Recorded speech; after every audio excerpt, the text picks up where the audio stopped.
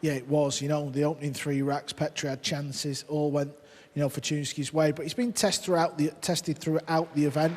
Obviously not in the semi-finals, but you've just got to take it as it comes. From what you've seen so far, who do you think is going to handle the magnitude of the occasion better? Oh, I think it's literally 50-50. I just can't separate it. I think the fact that they've both got to the final, you know, it's not 2 names we would expect to be there, but they're there, they're on merit, and I think it'll be a good final. We'll get JJ to help you with those splinters. But now we are going to speak to Ashley Wilmot, because she is with a special guest who actually lost out to Capito earlier on in the tournament. It is the reigning Whirlpool Master. Thanks, Abby. Yeah, I'm with Fedor Gorst. Fedor, it's been quite an intriguing week. We know that this sport can be fairly humbling. Like Abby just touched on, you had a fantastic win just a few weeks ago, but this week didn't quite go to plan.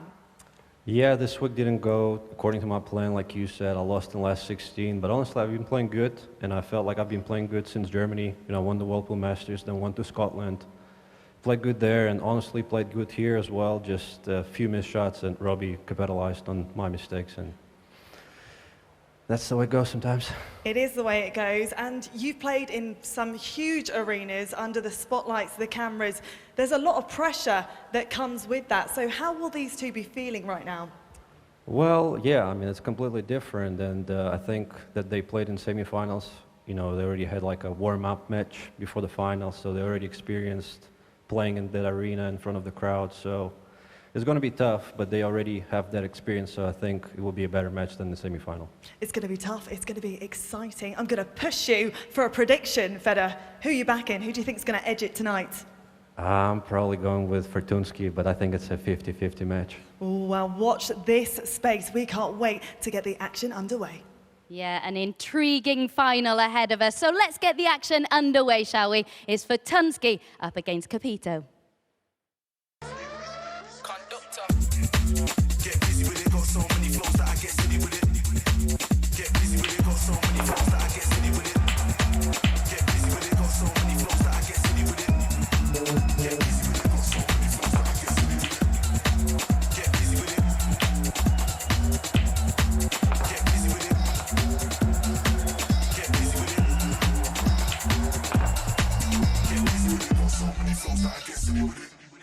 This is it.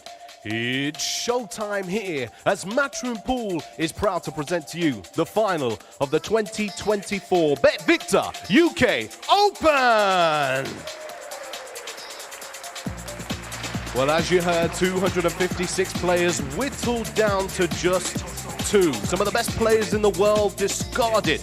But now, fortune favors the brave. A race to 13, $30,000, and this trophy right here on the line. Let's get our finalists into the arena. Up first, let's hear it from Hong Kong, Robbie Capito. I get those goosebumps every time. I need the Heimlich, throw that to the side.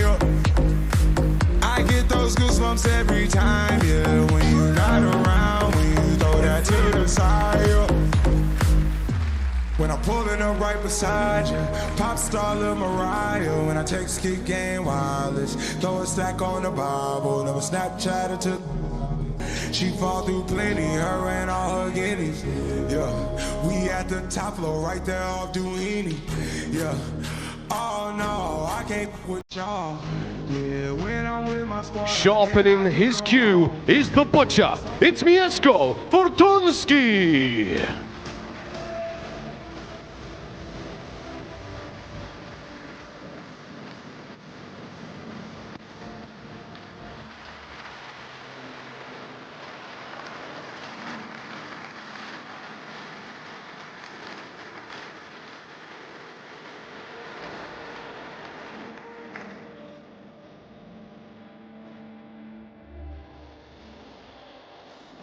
So then it all comes down to this. One of these two players will leave here tonight as a major champion. Will it be Mieszko Fortunski, who didn't really have to withstand a great deal of pressure in his semi-final, really, did he? Can he become Poland's first major winner? Or can Robbie Capito cap off a cracking week in style? Let's join Jeremy Jones, Carl Boyce and Michael McMullen to find out. Thanks, Abigail. Good evening, everyone. And before the action begins, we're going to have some photographs Saudi Arabia, very much in all our thoughts at the moment, ahead of going there next month for the World Championship for the first time. And we're joined by the Saudi Arabian Billiards and Snooker Federation President, Dr. Nasir Saab Al-Shamani. And he's accompanied by board member Abdulaziz bin Thani. And they're getting photographs taken with the two finalists and the very distinctive trophy. It's going to be fascinating to see how it all plays out in Jeddah next month. A $1 million prize fund, an enormous increase on what they were playing for in Kielce in Poland last year.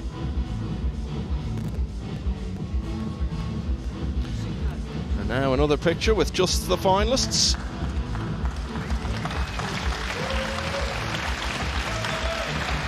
All smiles now, but only one of them will have a dream fulfilled by getting his hands on that trophy later on. So we're going to have the standard practice racks.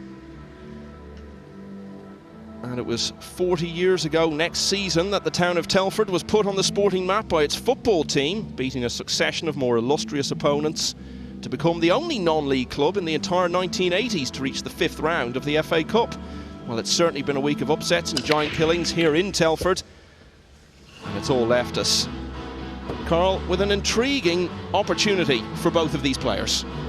Without a doubt, you know, we're not just talking about winning the UK Open and winning an Open event on the WNT Tour. We're talking about big points at stake, Reyes Cup and Mosconi Cups.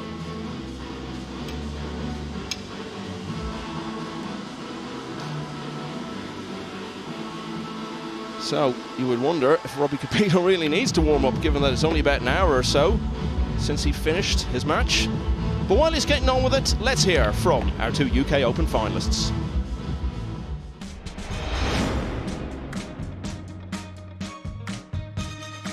I'm feeling excellent, getting through to my first final.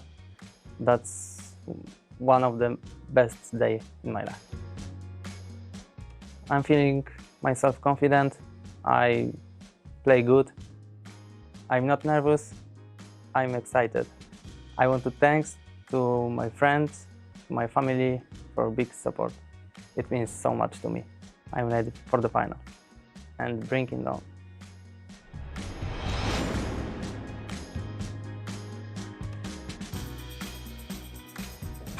Can't believe what's happened, but I know, again, the job's not done. Because I'm here to win. It's one of my biggest dreams to win an international title. I gotta stay in the moment, just play my game, shot by shot, rack by rack. That's all I could do. It would mean so much for my friends and family to see me lift the trophy because they've been by my side for my whole life. So I'm gonna do this for them. Mieszko is just another man. He breathes oxygen just as me. So may the best man win.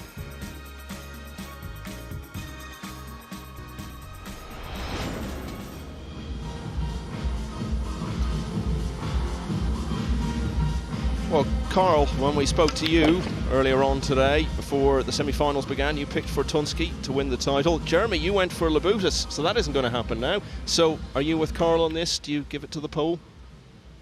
Well, the way he played in the semi-final, you know, I think the break's got to improve, which I think it will in the final. But overall, I don't recall but maybe 2 missed balls. And what I liked about him, kind of a la Filler, he settled for some distance at times on some of these shots because he was very settled, and that will go a long ways in this final.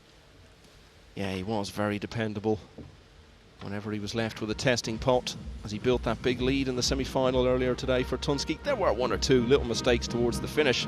Actually, the biggest mistake was when he got to 10 and he started his celebration. He thought he was in the final, and then he was informed, well, you still need 1 more rack. It was all smiles, but I think he would have found it a lot less amusing if he hadn't been 10-4 up and it was actually something more like 10-8 or 10-9. So what's happened here, Carl? Fortunski has been bubbling under for a number of years. He's had a lot of decent runs in big events, but this is by far his best.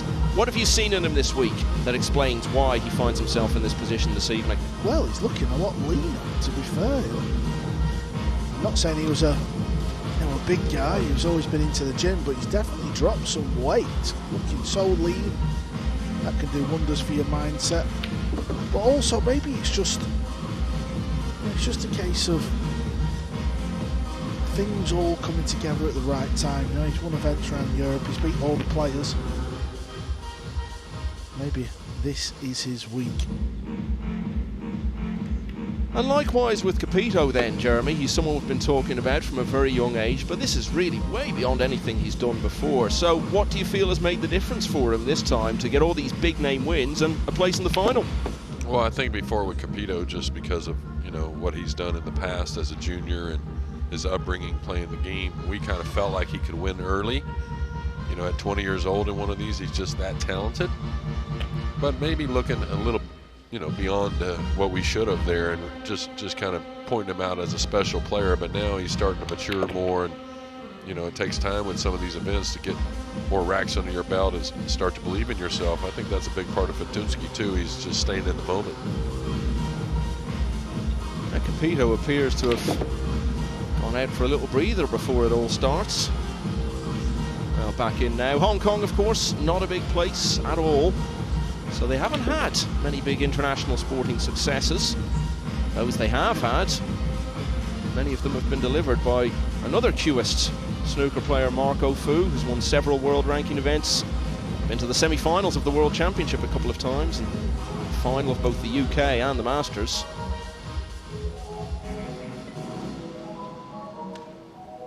But tonight, it's a different Q Sports code, which will be grabbing the attention far, far away in Hong Kong.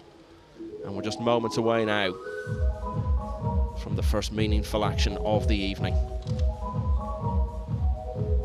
The fact that Capito's only had an hour or so, Carl, whereas Fortunski has had basically the whole afternoon, does that come into it at all?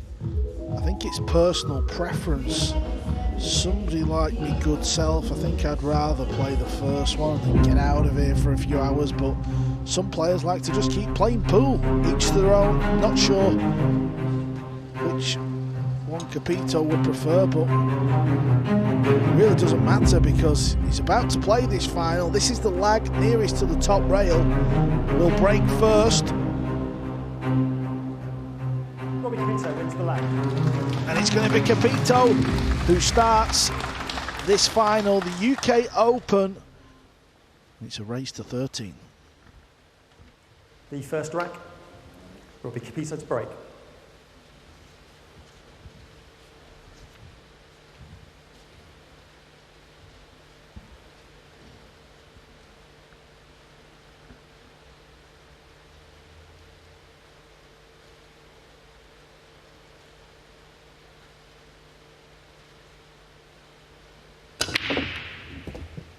Well, usually it can take a little bit of time, a couple of breaks to get that one ball, finding that side pocket, but he did break pretty good in the semi-finals, and obviously, as you said, Michael, it wasn't too long ago.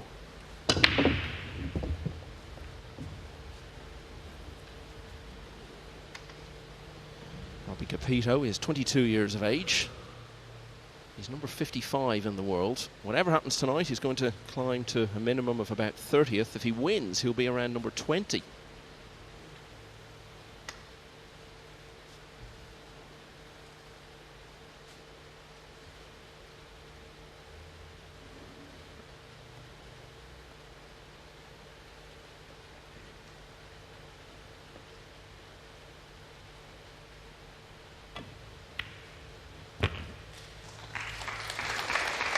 Solid effort there in the side, and a lot of players may have played safe to start the match right there. I really like the offense. Give yourself a bit of a tester. If you can knock it in, you can get to maybe make some more balls in this first game, get on the board. Yeah, in a long race to 13, at some point you're going to have to start knocking some balls in. So why not start with that little ball to the middle?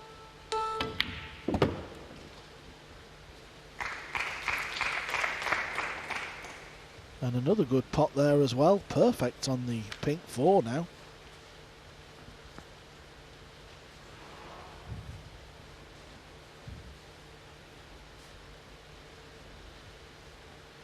Got to make sure you don't come short of pace here for the purple 5.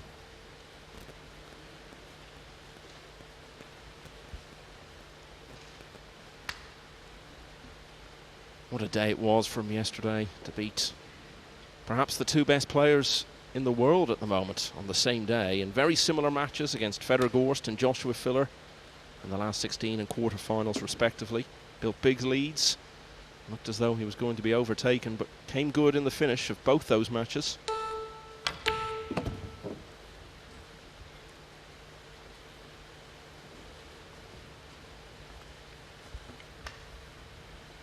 And unlike his opponent, Capito remains undefeated in this tournament.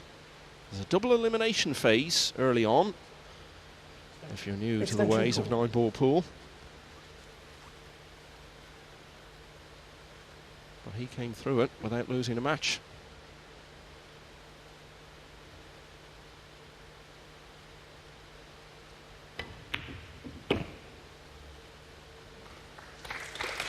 Pretty solid out he's putting together here, and what I like, Carl, is he looks like he's really piecing it together, which I think in the highest pressure situations is a good way to play.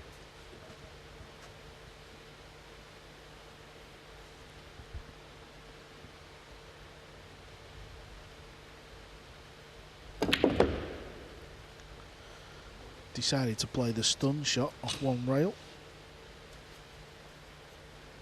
And it looks like he's picked up exactly where he left the semi-final from.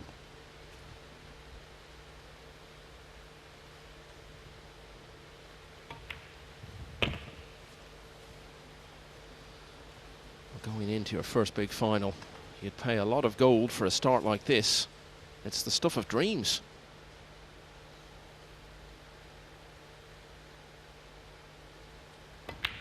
And in swift, clinical fashion, Robbie Capito opens a 1-0 lead.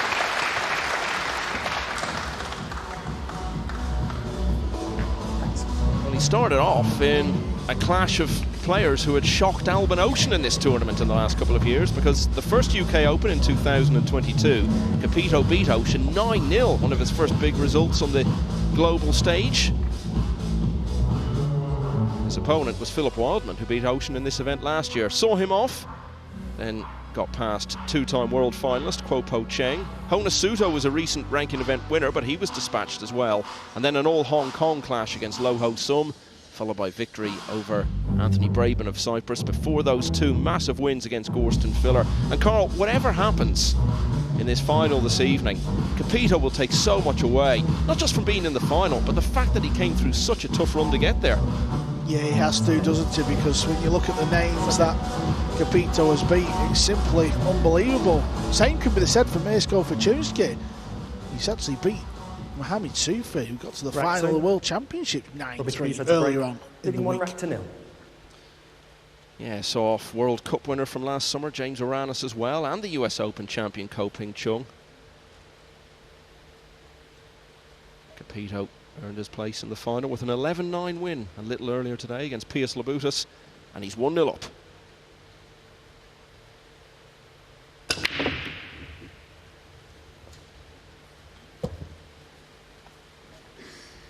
Yeah, the one stayed away from the side, hit quite high actually, but did get an odd ball down. This overhead will tell us here in a moment. Does he have this cross-side bank maybe to play with? No, looks like the green 6 has got him cut off that, but he does have a look at the one. See how he's feeling, maybe to draw off the right side of the one, put the cue ball behind the blue 2, put the top left part of your table.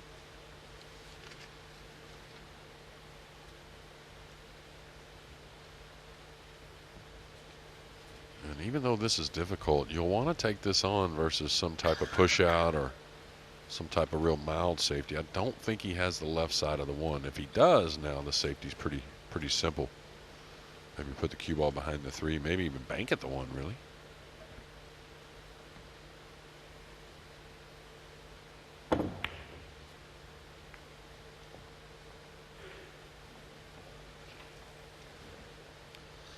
So Mieszko Fortunski coming to the table, the older of the two by almost a full decade, recently turned 32, 27th in the world. He'll be about 20th if he loses the final. If he wins, knocking on the door of the world's top 10.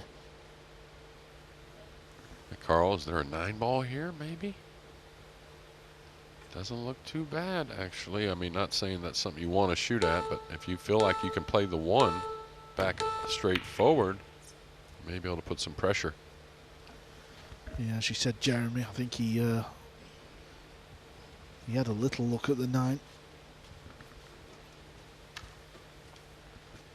Robbie can 2-rail the 1 back up down towards the bottom end of the table. Try and use the 8 ball to hook his opponent. Yeah, I don't think it's too dangerous. I mean, could be another 9-ball play here in a moment, but main thing here is don't let up. Get the 1 past the 8.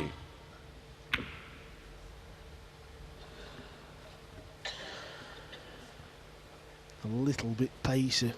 You could see what he was trying to achieve, where the cue ball finished.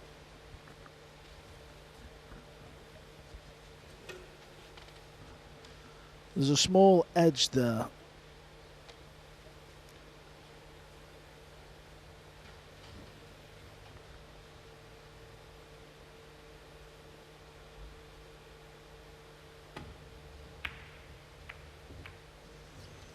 Chasing the 9 again there. Yeah, as always, it's worth refreshing the rules because on these big days, new people come to 9-ball. What you've got to do is hit the lowest numbered ball remaining on the table first. So long as you do that, the shot is legal and any pot you make is legal and keeps you at the table. The winner of the rack is the player who pots the 9, no matter what other balls have been potted. So, for example, if the 3 is the lowest value ball left, obviously if you pot that, you stay at the table. If you pot anything else, it keeps you at the table as well. If you use the 3 to pot the 9, the rack is yours. Well, I believe he's chasing the 9 here, JJ. He's playing the jump bank into the red 3 to pot the 9. I think it's got a good chance. Well, all that lacked in the end was just a little more pace in the 9. Great effort, though.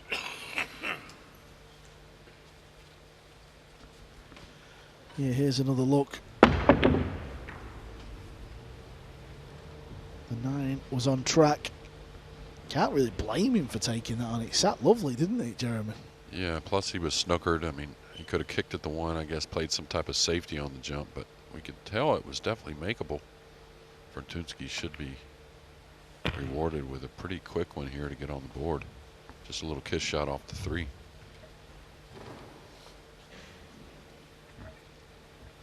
Yeah, don't be fooled in thinking you have to play the 3 onto the 9. The cue ball can also knock the 9 ball in. Just don't overthink this. Don't do something silly with the cue ball. Yeah, the thing about kiss shots is you don't have to get close to your work. It's much more about the line on the cue ball than it is the proximity of where it's at according to the object ball. This looks pretty natural. I mean, could follow it in, but I don't see him hitting it that hard. Plus, it's very hard to follow in anyways.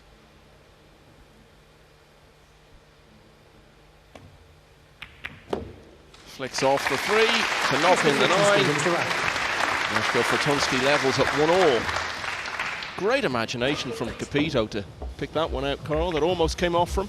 Yeah, the 9 ball, the full rack really, it was begging to go in that pocket with some sort of carom or bank shot, which he did in the end, but unfortunately it wasn't Capito, it was that man right there. We're tied up 1-1. That was the concluding shot of that second rack. Mieszko Fortunski in his first big final, like his opponent. He has been close before though. He was 2 racks away from getting to the World Masters final. A couple of years ago, beat Jason Shaw, Lucius Yap, Francisco Sanchez Ruiz, who at the time was just starting that run that made him the #1 player in the world. Probably went in as favourite in his semi-final against another Hong Kong player, Lo Ho Sum. Mieszko Fortunski to break. Scores are tied, 1 rack each. Just missed out then, 7-5, and Lo Ho Sum went on to lose the final to Joshua Filler. But here's Fortunski in his first big final. Well, that's the best break off I've seen from him today, including the semifinal. Of course, his first break here in the final, but he's going to get snookered in the 2 pretty open, but he's got to feel good about that. There was a lot of headaches in the semifinal on the breaking in for Fortunski.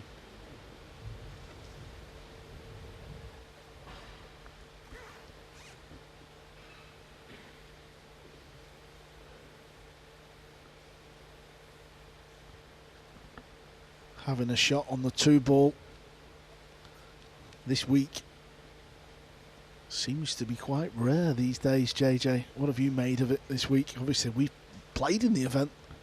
Yeah, it's been pretty stingy. It's like you just go in spells, but the spells seem pretty short and few and far between when you do get shots. And of course, just the unpredictability of the cue ball, along with a blue 2, or even if the one's not made, shots haven't been easy to come by.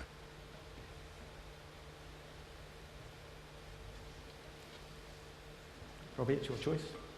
You'd be very surprised if you can see the potting angle now. Yeah, I don't know if he got it exactly where he wanted, but we talked about in the semifinal, after Mäkinen really having trouble pocketing some balls, you may push out to a challenge more than an easy safety and see what your opponent has. I always used to love this type of rollout. Roll it out onto the rail, long. Hopefully they get down and completely butcher it. You mop up, but if they put you back in, you slam it in the middle of the pocket. Mieszko, please play again. Yeah, well, I'll tell you, the guys are so good at the safeties and tactical side of things. I think you're going to see a little more of this, especially in crunch time with the 4-inch pockets. I'd much rather challenge my opponent. There's certain opponents, of course, you may think twice about, but for the most part, challenge your opponent rather than give them just a natural hit to play off the blue 2 to lock you up.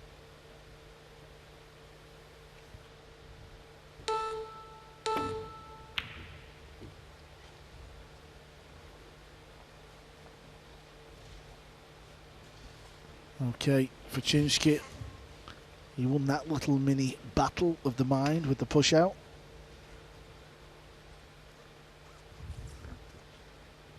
They see there is a little edge sticking out.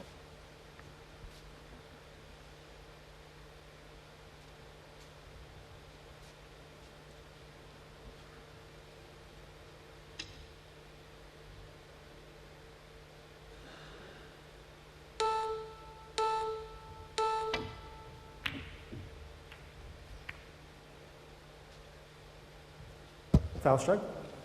Ball in hand. Please start the clock. It was funny, Carl. I don't really feel like he was that upset the way he hit it. I was a little shocked he put right English on that shot, trying to get the most out with the cue ball going behind the brown 7 and maybe the purple 5, but a little unlucky with the scratch.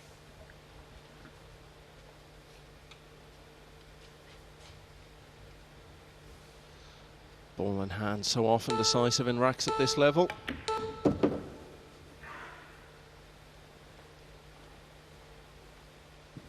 Sitting nicely for Fortunski to make it count here and lead for the first time in the final.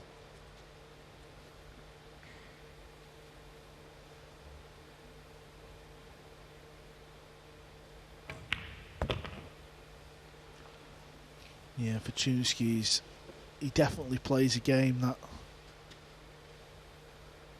may look a little easier on the. He's very natural. He plays off his instinct. Usually, the first shot he sees, he'll play. You were actually using a really long cue for quite some time. I'm not sure that's the case now, as that one takes a little wobble. Any firmer, that would have stayed.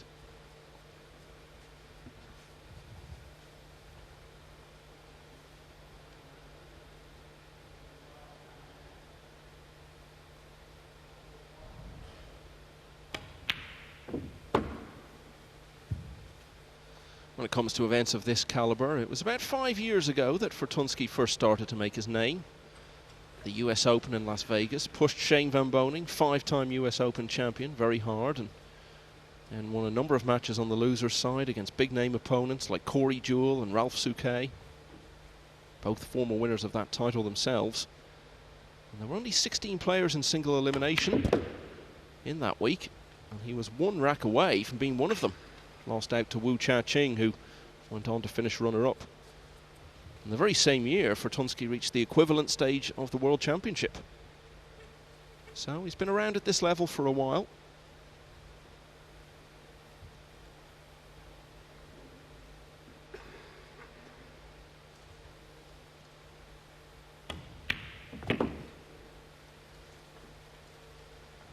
And after the COVID shutdown, when international competition returned in 2021, he consolidated all that by getting to the last 16 of both the World and the US Open.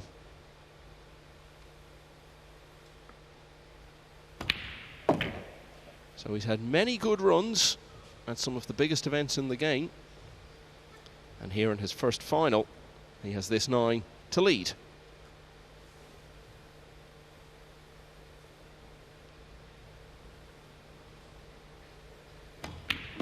Capito broken ran in the opening rack. Fortunski's won 2 in a row since then. He has the early upper hand in this race to 13 BetVictor UK Open final.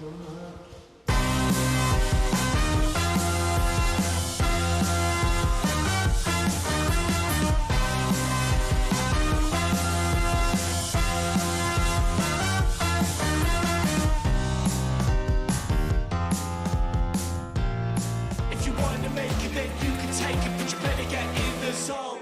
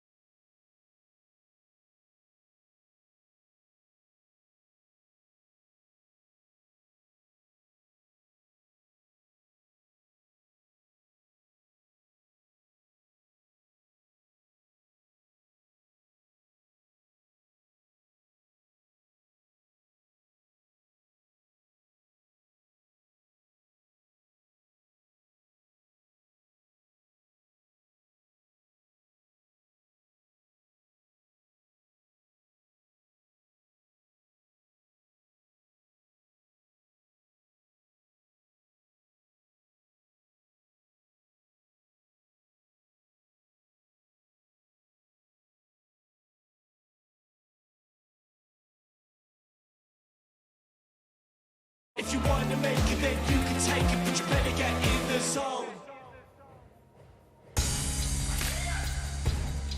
Well, we cannot wait for this one. Don't miss this historic showdown. Tyson Fury and Alexander Usyk clash for the undisputed world heavyweight title live on Sky Sports Box Office. A packed night of boxing. Coverage gets underway from 4 p.m. on Saturday. The fight is available to Sky residential customers in the UK and Ireland. Virgin Media and EETV customers, please contact your operator. Go to skysports.com/box office for more information. But who is going to deliver the knockout pot in this match here in Telford, I wonder? Very finely poised at the moment. So let's get back to our terrific trio in comms to find out. For the established heavyweights of the game, we're all gone before the semi-final stage. 2 racks to 1. The early sparring of this title match has given a slight edge to Mieszko Fortunski. And that's definitely enough boxing puns for one night.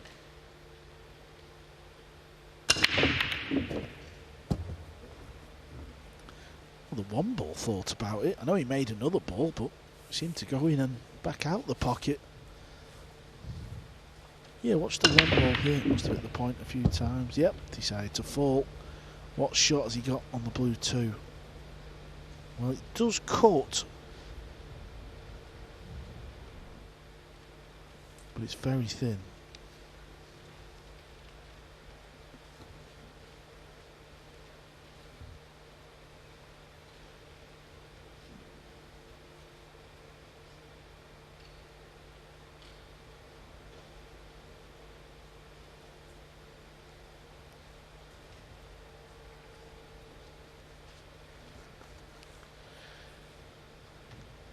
He's now looking at option 2, safety.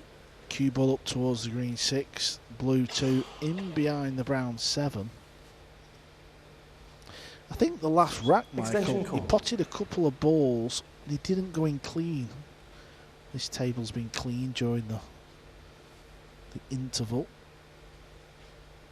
So balls will still slide in that little bit, so it might tempt him for the cut.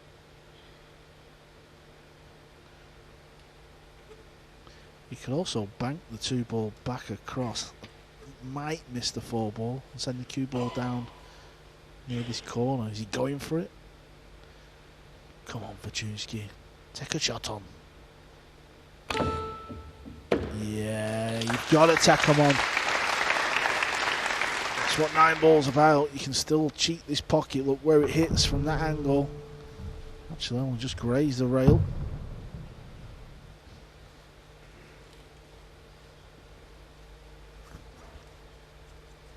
Shortly after that World Masters semi-final run in 22, he got to the quarters of the European Open. He was in the quarters of this last year.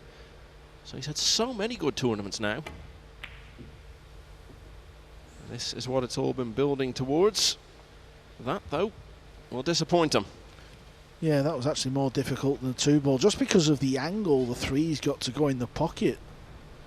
There's a lot of distance, and anyway, finds the jaws, stays up. Extension called. What's Capito got here?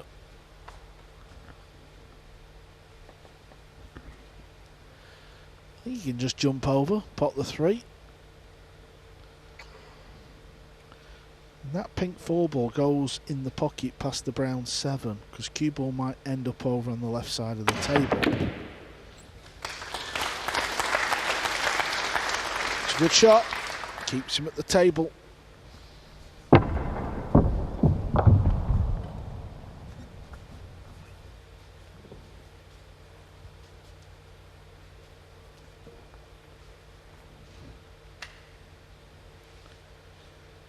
Can he pot this ball and find that bit of rail next to the brown 7?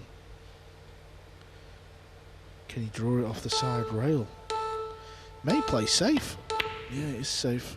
Trying to slide in behind the 7. Oh, that is a delight. What a safety shot there from Capito. Well, we saw a few signs of nerves in the early stages of the semi-finals earlier today, but not much of it on show tonight. They both look quite settled already.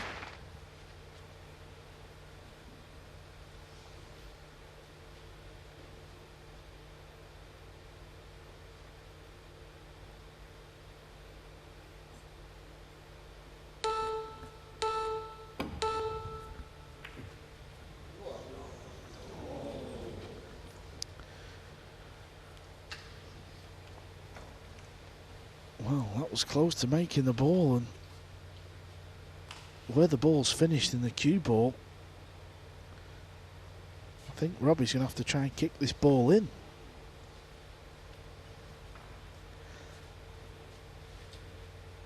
He's got to go off the right-hand side rail, Jeremy, hasn't he, trying to pot the pink 4? Yeah, absolutely. I'd put him as a little favorite, really. He had a similar shot in the semi-final, in the sense of he had to go over near the right centre pocket.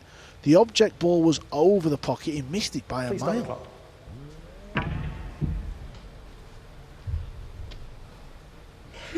Yeah, after a few matches now on this table, you figure a little better effort there, but he doesn't mind the shot clock dwindling down, and maybe you can pull the trigger a little quickly.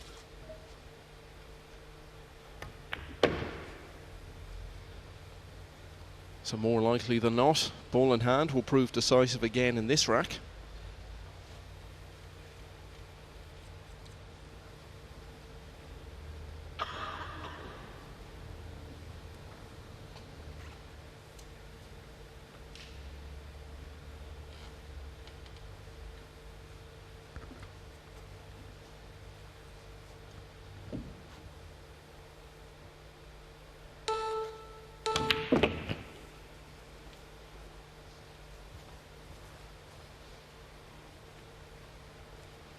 Decided to stay above the 7, or excuse me, above the 9, playing the brown 7.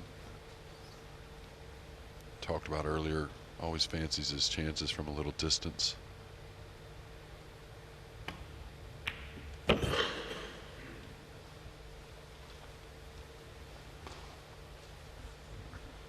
These are the shots that have been a little different here this week for me, Jeremy. The table's playing quite heavy, a little slower than some of the events that we've been to, so you've got to really get through the cue ball.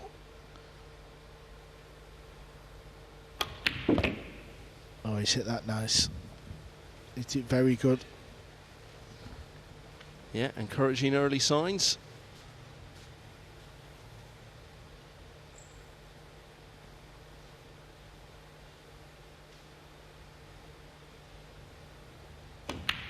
And once again, it's ball in hand that does make the difference. That's 3 in a row now for Mieszko Fortunski after he lost the opener.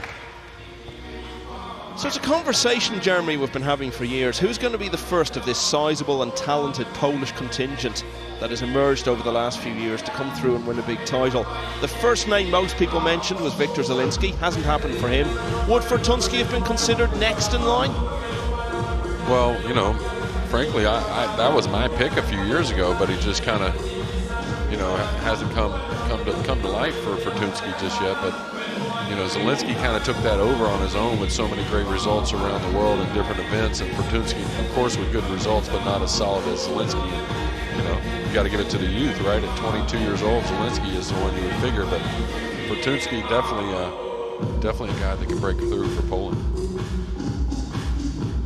And we were saying earlier today when we were commentating on the semi-final, Carl, Jeremy and I remarked that Fortunski never seems to go that long without having a decent tournament. He's always getting to last 16s and quarterfinals. So given that consistency, if he can cross the barrier tonight, all the signs are there that it will be the first of a number of big titles.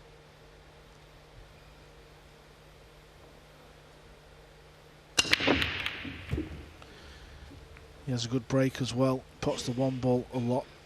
He's got work to do on the blue too. I know Shane Van Bonen and Jason Shaw use one of these long extensions that makes the cue absolutely ginormous. Fortunski was one of them players, but he's took that off the cue now and he's only got maybe 4 inch. I think that suits him a bit better, you know. Yeah, I agree more, especially a guy that, you know, some of them, it's amazing that the players that possess the most power are the ones that a lot of times that like the longer cue, where I feel like a guy like Fortunski, you know, and many others that possess such a great stroke and Robbie, it's your choice. Easy power on the cue ball, I think it would something you would want to go away from, the extra length. Yes, please play again. Yeah, he's overhit the push. As soon as that cue ball come to a head, he was definitely getting this one back. He did not want to roll the cue ball there. That is a perfect example of what not to do on the push out. Yeah, and he's got to get a lot of spin on this ball unless he's coming 2 cushions. 1 cushion's very difficult. Do you think he was trying to roll out just left of the diamond, Jeremy, to leave a little, not a pot, but you might have played safe, but one of them little testers again? Yeah, maybe. He's done this so well, though, throughout the event. Now, this one may get away for an early one for Robbie, but much rather go for the run out if the blue 2 does play.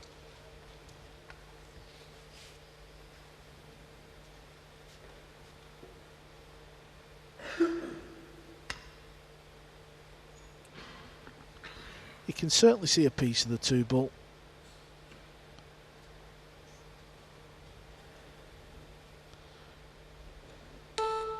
Extension called. Not sure if he can chase the 9 ball or not. Yeah, it might be close. In chasing the 9 ball into the left corner, he would like to try and get the 2 ball on the right side rail.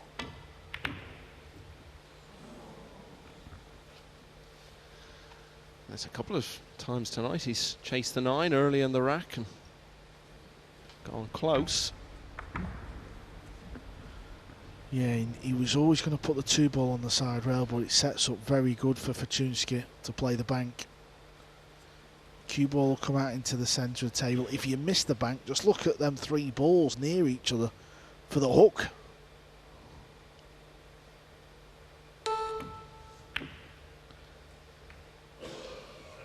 He didn't hit that good. Didn't want to hit the 6 full ball. And whenever you're playing the bank, you're trying to catch the short rail in this instance. It was always going on the long rail. Bit of a mistake there. Yeah, like you said, the real mistake catching the 6 as well. Had a big wall of balls. That's why he wanted to attack on that bank.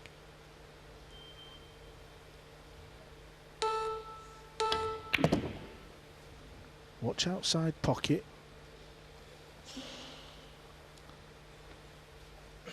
Just not quite cueing how he would like at the moment. And this is going to look tough if he's going to take it on. I think if he goes for the pot, he'd prefer to stun it in, which would then mean leaving a long pink 4 as well.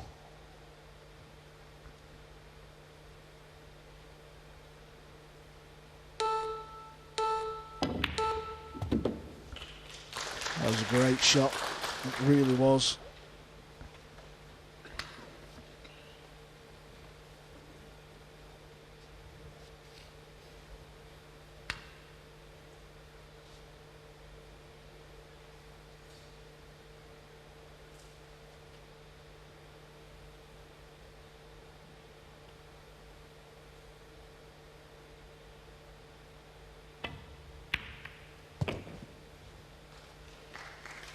Feels like we've been talking about Capito for a long time, and it's no wonder. He was only 17 when he made a big impact on the World Championship, got to the last 16. Along the way, he came from well behind to beat Eklund Kachi.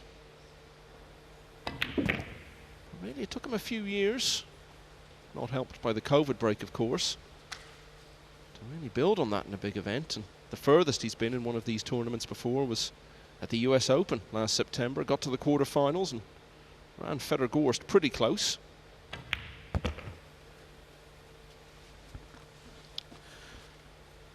He's quite tall, he's Robbie Capito, and he has quite an unusual style, doesn't he, Jeremy? He holds the cue very high up.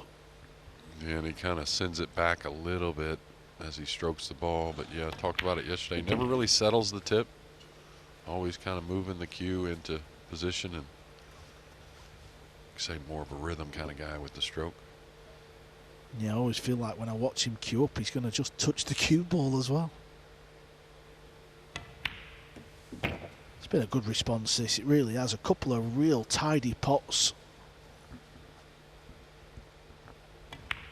And he's back to one behind at 3-2. I'm thinking back to this night 2 weeks ago when we were all sitting in Hildesheim for the World Masters final, and between racks we were talking about who might make the Reyes Cup team for Asia this year, and we all tried to name our 5. I think we all ended up naming a team of about 15 players. But Jeremy, I don't think we mentioned Capito in that conversation at all. Now, if he wins this tonight, he's a long way down the road to qualifying.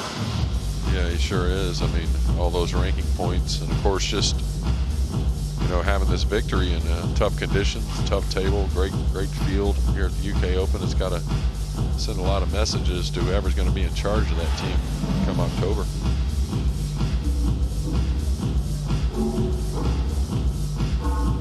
It will be a big leap forward to win this evening, but it so often seems to happen in sport that when someone's talked about from a young age and then they go through a few years where they're not quite getting to where we thought they would,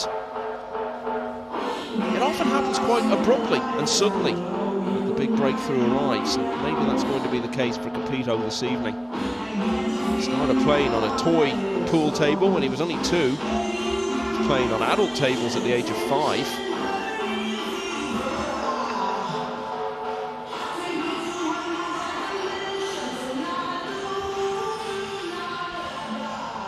And having won rack 5, he's breaking Rack now, 6. looking to draw Robbie level in Capito's the break. early stages Trending of to this 3 final. racks to 2.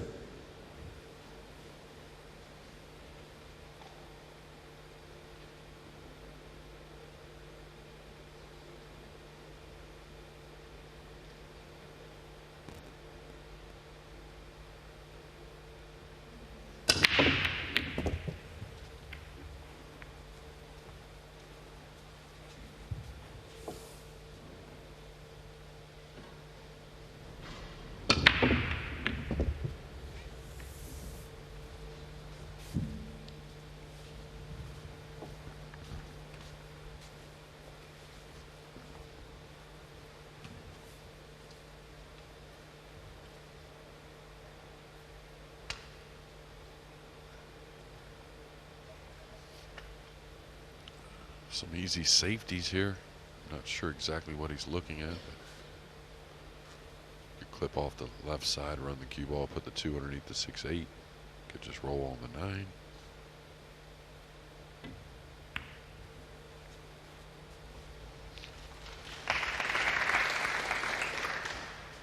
Two rail kick for Fortunski. Off the top rail, then the right hand side long rail into the blue 2. He's got an outside chance of potting it in the bottom right corner.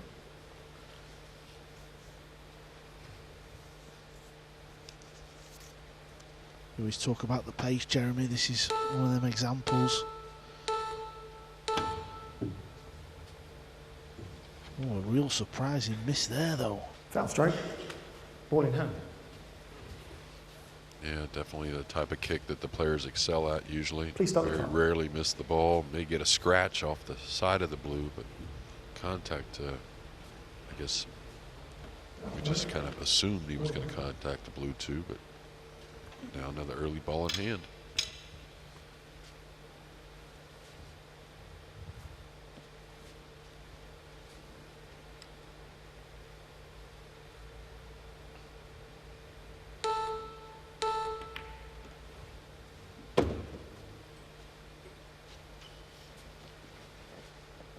Seemed primed for success from such an early age. He played in the World Cup when he was only 16.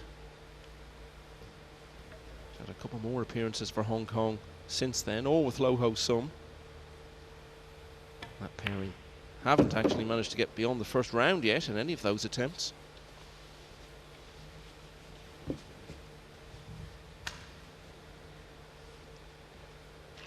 Beaten 7-4 in their opener by the Netherlands on their most recent attempt in Spain, almost exactly a year ago.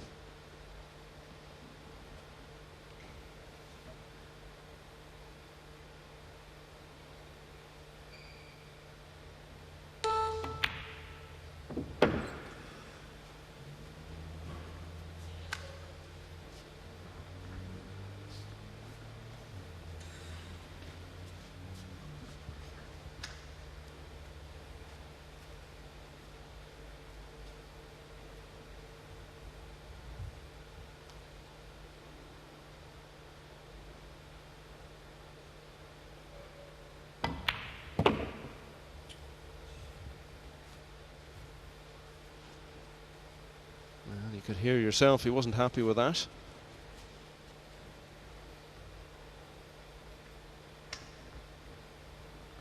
Yeah, as long as the cue ball just goes before the right middle pocket, you should be able to get over to the left.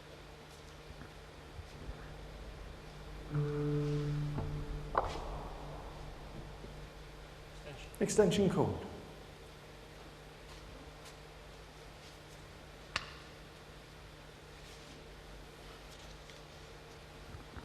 I don't know if he can come around the back of it. I'm not. Well, he's jacking up. Yeah, I thought he could level out and come 3 rails around the 7. Yeah, maybe not. He's definitely at the table. Did he get a bit of a roll here? It's close. Yeah, I believe he got away with it in the sense of not leaving the pot.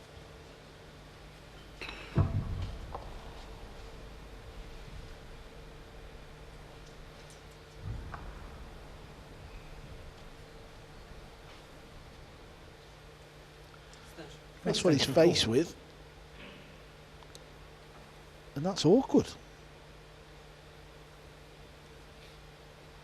Yeah, he could try to soft kick and lay on top of the 6. Not the hardest shot in the world, but normally you're going to get a snooker in return. There's enough to kick 2 rails, trying to pocket it in the opposite corner there and run the cue ball up the table.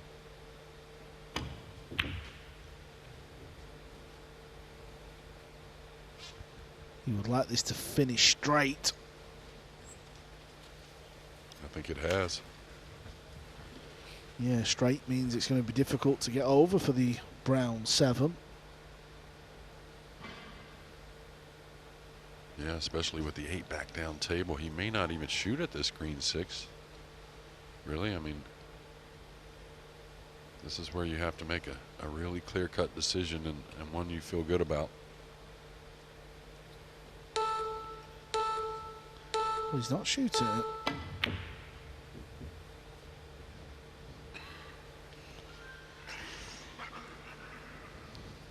I kind of still like playing the 6 and then sort of going forward with the cue ball and then playing a good safety on the 7, but if you're not feeling it, you're not feeling it, are you?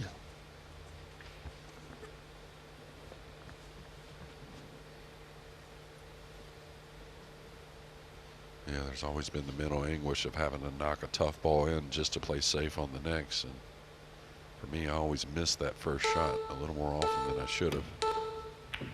Oh, really nice there. Really clean. Remarkable to think Fortunski's already won a semi-final today. He's leading in the final. And he's done all of that without running out from the break at any stage so far on this Sunday in Telford.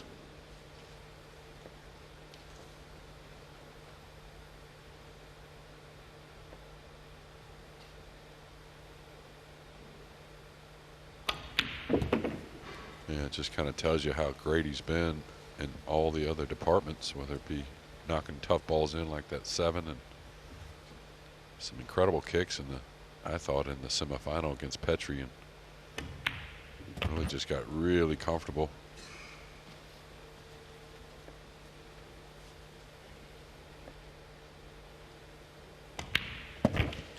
Led by 2 at 3-1. He's a couple clear again, 4-2 for Fortunski, but it's still a long road to 13.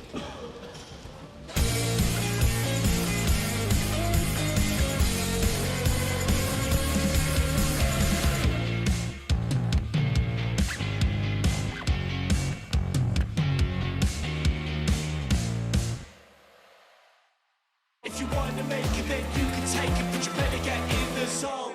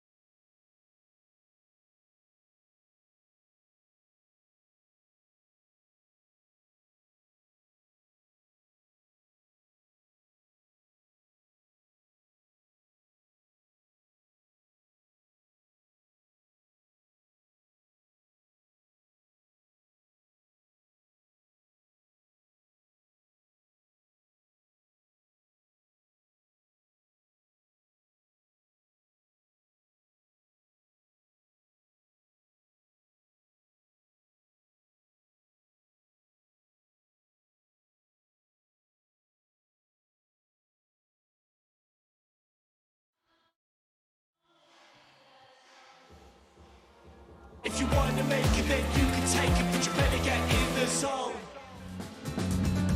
So this was the shot on the green 6 from Robbie Capito in rank number 6 of this BetVictor UK Open final. And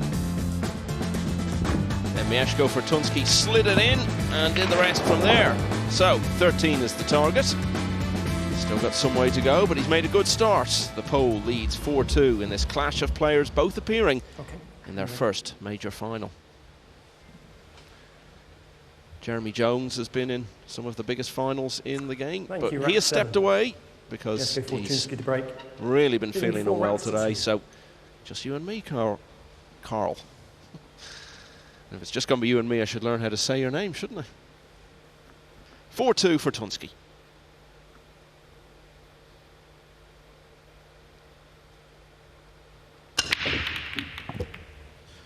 Well, that's a better break, and it looked good at first for a shot on the 2, but it's got kicked up the top end of the table. As we said, you picked him out of the 4 at the start of the day, so what was your thinking? I think he's won a lot of events in Europe over the last decade or so, and you know, he's beat a lot of the top players. He's had victories over, I would imagine, everyone, to be honest. I know he's not quite done it yet in this arena, but he said a little earlier that he's been consistent at going fairly deep. Left-handed, they always seem to be good potters of the ball, so I just felt like when the pressure's on, you've got to knock your ball in.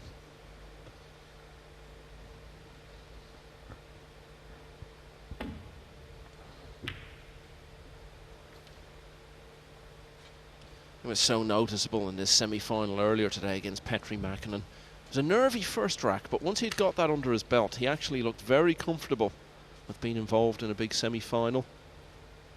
Mäkinen, not sure he ever really did, and if he did settle in, it was really at a stage when it was more or less too late for him.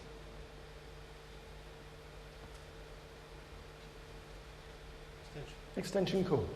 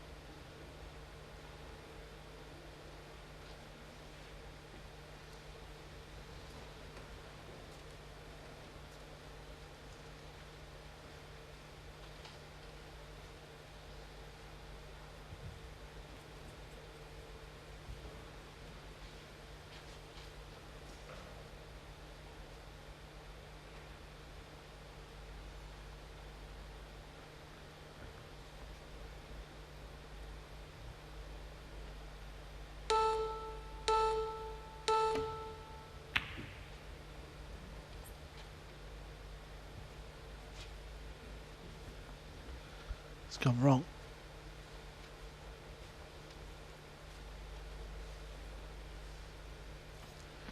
Got to try and pop this ball and get on the pink 4 though.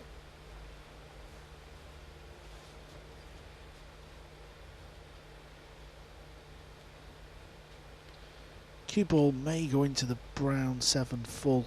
That would hold the cue ball for position.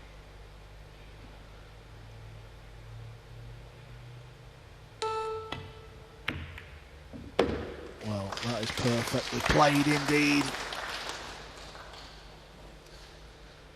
4-2 is a pretty small deficit to have in a race to 13, but it's one of those where you can manage it so long as you win another rack or 2 soon.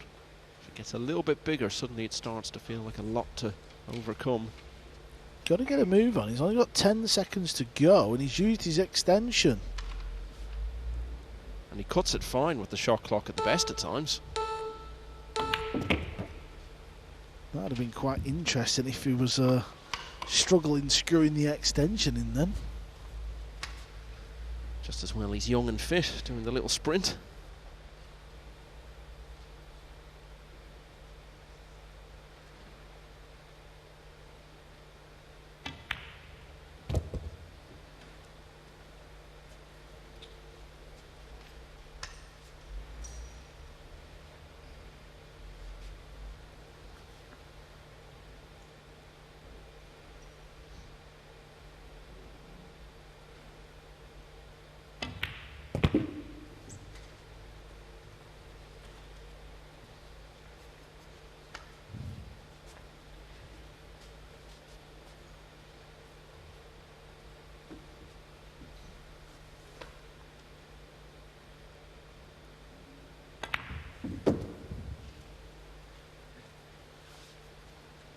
So this is fine. This is all he needs to do early on. Yes, Fortunski's had the better of it, but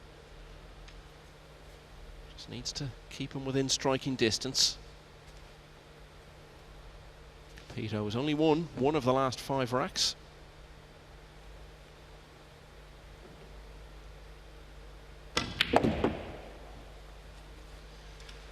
But he's going to win this one now.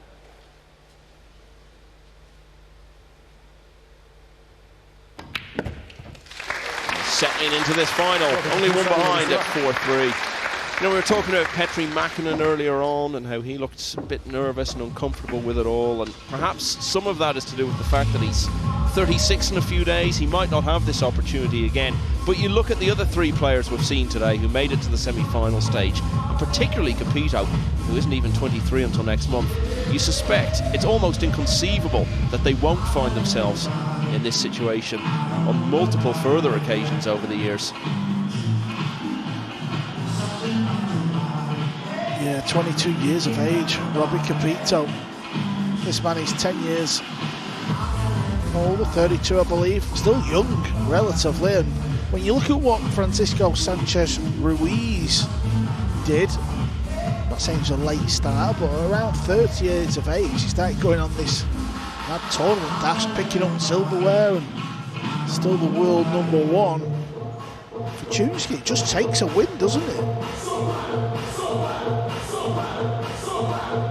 Yeah, Sanchez Ruiz will be defending champion at the World Championship in Saudi Arabia in a few weeks' time. It was actually, although he had some form already coming into it, Robbie Capito to break. by getting to the final of this event 2 years ago, that Sanchez Ruiz really kicked on, and had that World Cup win with Spain, US Open, World Championship, played so well to win the Premier League just after it. It was an amazing run for a year or so, and as you say, one title is all it takes to really give you the chance to kick on. 4-3. Well, I don't know how the cue ball didn't go in. Looked like every ball on the table hit it. It stayed out, and he's got a shot on the blue too.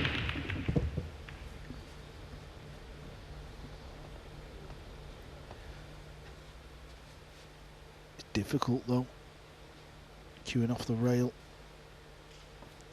Pool players are so used to playing balls into the corners simply because the pocket's bigger.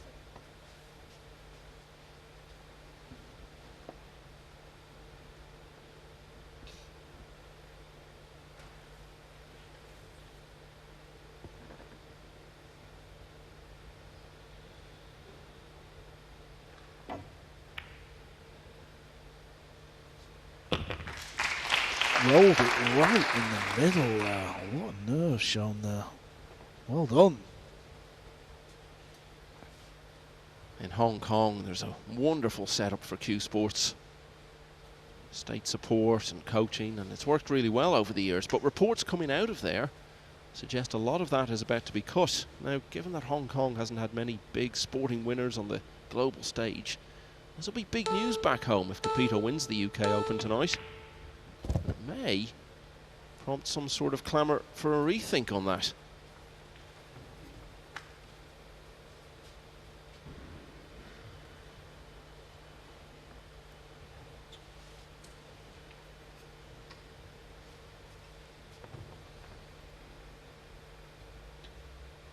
Wonderful Q Sports tradition there.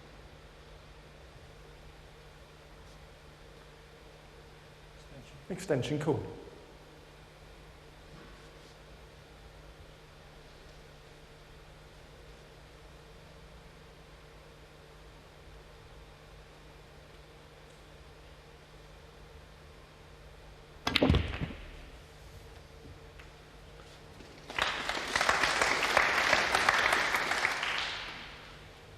I think that's okay.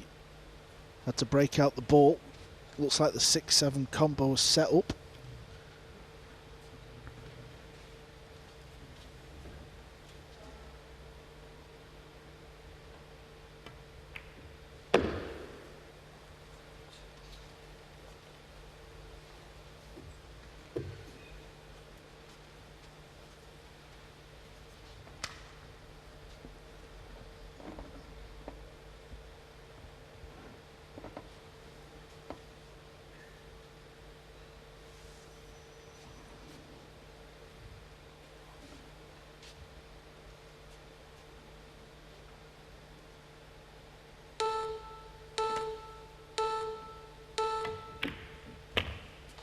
Again, cutting it fine with the shot clock, having used his extension, but again, it hasn't impeded him. And now it looks like the hardest part has been done here.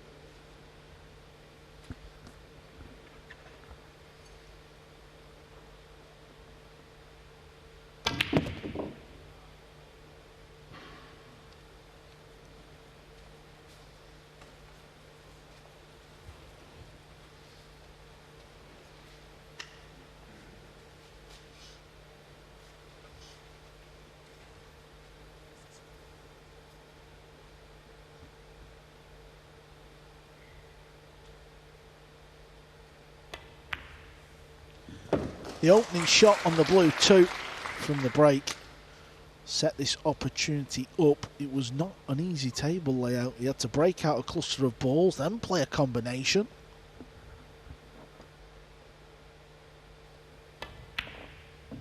It's the first break and run from either player since Capito had one in the opening rack, and whatever momentum there is, it's with him at the moment. He's won 3 of the last 4 and is now back level for the first time since it was 1-all. It's now 4 each. So you've had quite a couple of weeks, Carl. You played in this event. You also played in the Scottish Open, where you had some good wins, most notably over Alban Ocean. That really raised some eyebrows. With all that in mind, when might we see you with cue in hand again? I'm still waiting for my invite for the World Championships. It's not come in the post just yet, Michael. In all seriousness, it's been fun this week, but difficult to do both. You know, to focus on playing your match and then come in the comms if you ever went really deep. Just feel like you can't really focus on your match properly, so it's not a good mix. Might leave it alone for a few. Who knows? Don't have the answers. Now the magic never leaves you, does it? This was Carl Naderberg of Estonia. Thank you, rack 9. Robbie Capito Emerging the winner of the Clash of the Corals. I think we'll see you again soon, Carl. I think you're trying to talk yourself into it. In proper order. 4-all then. Well, looking at the replay, I think I better get to the gym before I get back to the pool table. Crikey.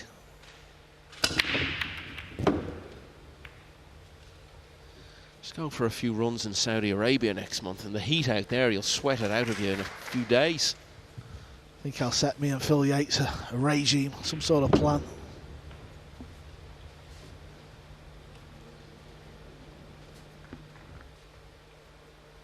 Well, we're at 4 apiece. Capito keeping the same rhythm up. Looking so focused. In the zone.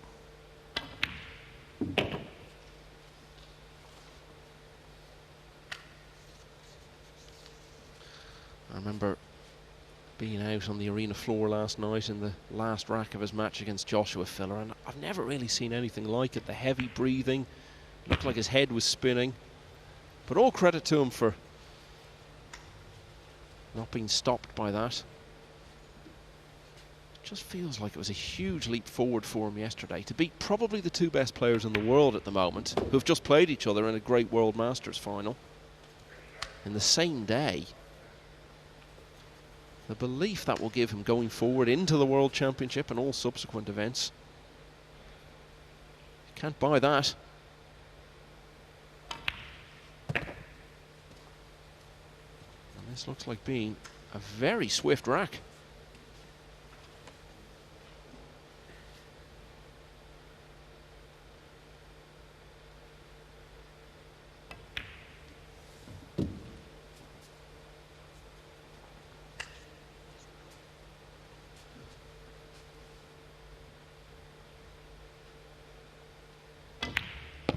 Another swift rack here for Capito as he glides around the table.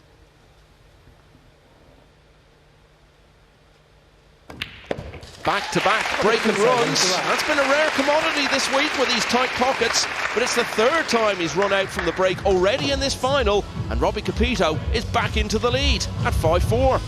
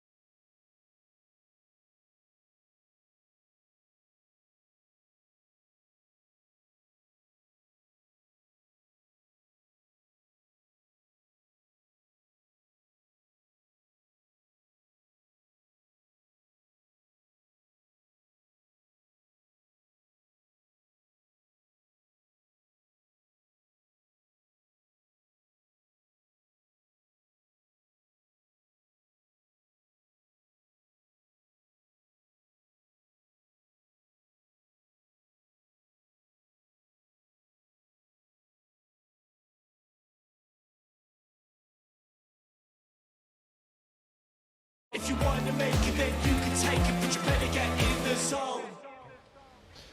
Robbie Capito from Hong Kong was 4-2 down in this Bet-Victor UK Open final against Poland's Mieszko Fortunski. Since then, he's won Robbie 3 in a Capito's row, break. and it hasn't Leading taken him 5 long racks to do it. 4.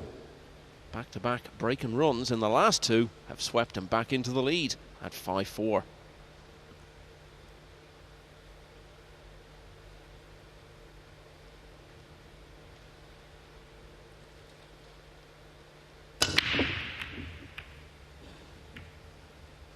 The break come at the wrong time for Capito. He was in the zone. He's just had to sit there for 2 or 3 minutes and take it all in.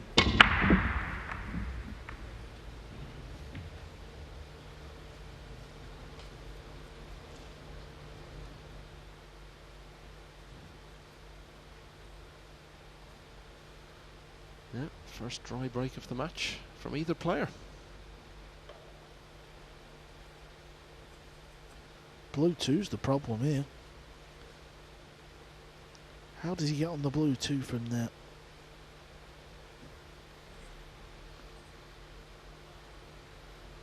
He's gearing up for something. You can see the way he's preparing for the shot.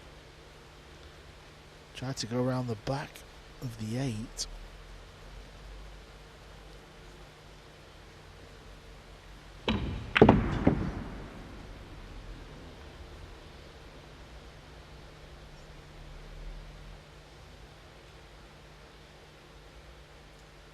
Extension called.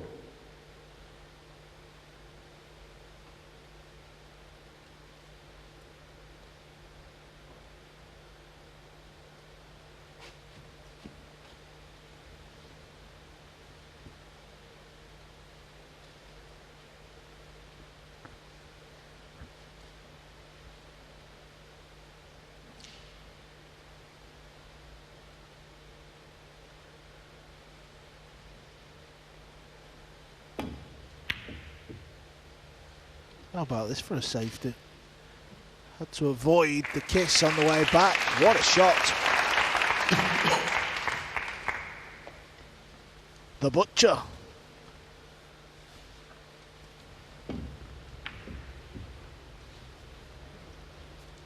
Playing for high stakes tonight, Carl.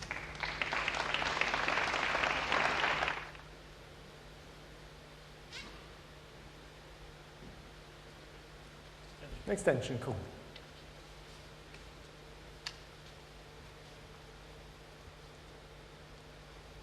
I'd say he's laid a butcher's hook.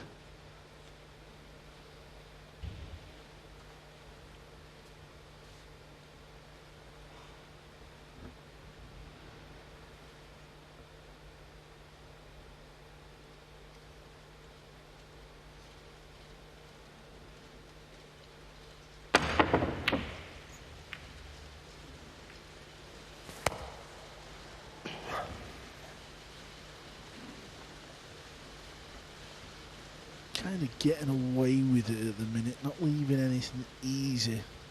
Even off the dry break, it was awkward to get on the 2 ball.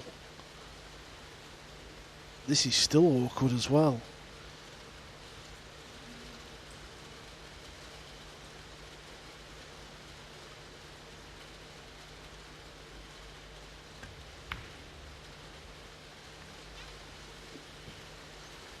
Easy kick though, off the side rail.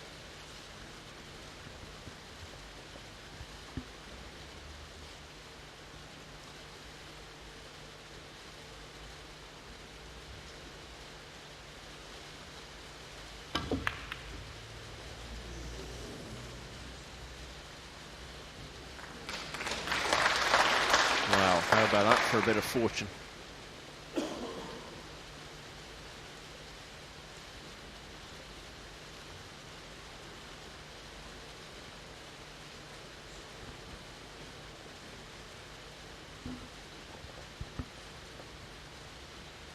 If you were watching the football earlier, you'll know there was an unbelievable storm at Old Trafford during the big Premier League match. I think it's arrived here in Telford. The rain hammering on the roof here. Needs to hit a rail. All in hand. Yep, no rail after contact. Please start the clock. 4-2 up, Fortunski was in this match. So Capito, well, he's won the last 3. He's got ball in hand. All the balls are in the open.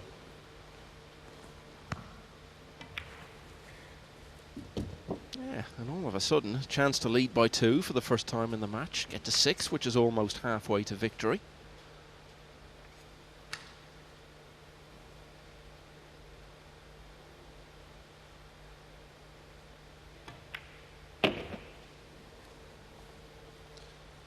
European Mosconi Cup stars have won the 2 previous stagings of the UK Open, Joshua Filler and Eklund Kachi. In fact, Capito is the only non-European to even reach the final in these first 3 stagings of the tournament.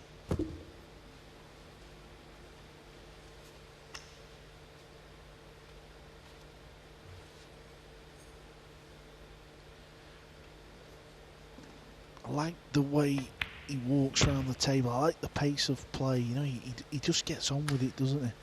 I know we've seen him get to the beeps quite a lot, but he just seems to be making his mind up pretty quick, and he's round on the next shot.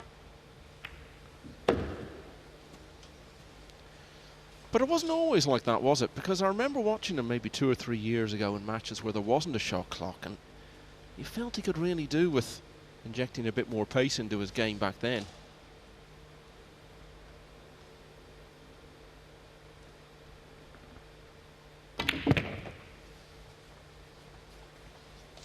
I guess the point is, if you can play a bit quicker, if you have the ability to incorporate that into your game, it's always a good thing, isn't it? Well, they always say in Q Sports, you know, at the top level, your instinct usually is the correct shot. And his instincts are serving him very well at the moment. That's 4 in a row. This final has been turned on its head. Capito leading by multiple racks for the first time in the final.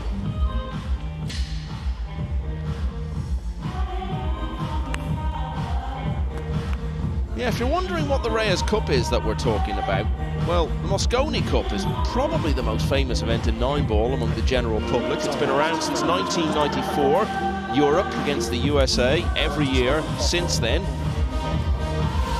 And we've been saying for a long time, maybe we need to get together an Asian team for something. So they will play the Mosconi Cup holders Europe for the inaugural Reyes Cup in the pool mad capital of the Philippines, Manila, in October. Just a month or so before the Mosconi Cup itself. But a lot to come in the meantime. The World Championship we've been talking about in Saudi Arabia next month. What a busy month August is. The European Open and US Open, both being contested from start to finish over a period of 19 days. And then back to Hanoi in October. It really was a phenomenal success, our first visit there last year. A wonderful final won by Jason Shaw. He'll be back there to defend his crown in the capital of Vietnam from the 8th of October.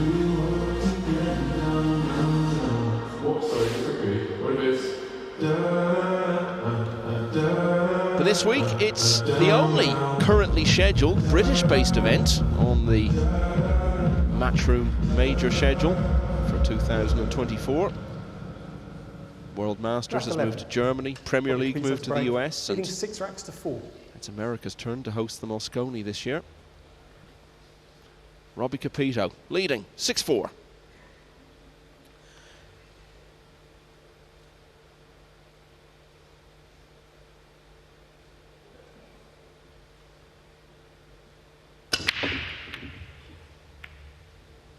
Made a random ball, the purple 5. Things are just going Capito's way at the moment. These are the little storms that you have to avoid. It sounds like it's stopped raining outside. You can cut this ball in, you know, you can cut the 1 ball in. The brown 7 and the pink 4 looks like where the cue ball would go as it comes down table, though.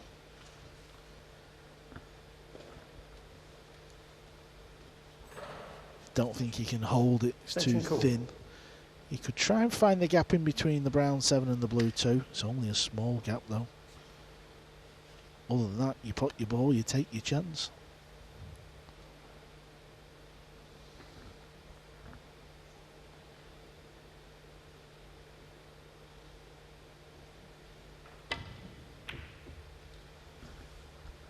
That will hurt. Should really be potting them at this level. It's a bad miss, but he's got away with it. Like I said, just riding this little wave at the minute when things are going his way.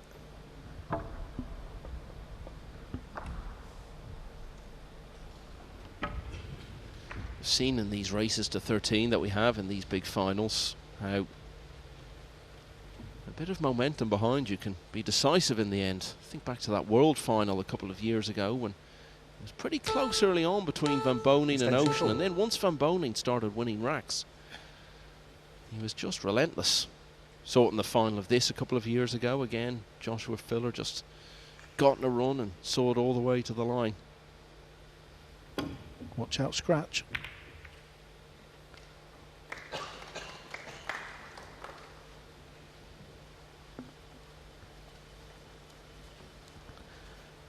Can be an awful place to be, sat in that chair where Mieszko is at the minute. Still only 6'4", but I mean, when you feel like you're just not getting your chances, but you've got to sit there, you've got to be patient and wait. We've seen that in Capito's semi-final against Labutus. That was a very chop and change, wasn't it? It went one way, then the other. Another nice little flick there on the 2.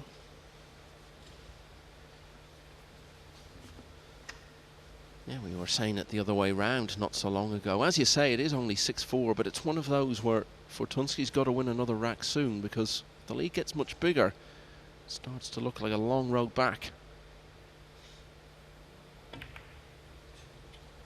Missed that by a long old way, didn't it?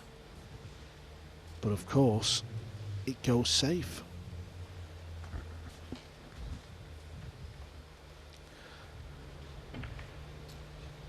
Tried to roll it in, but it was a worrying strike.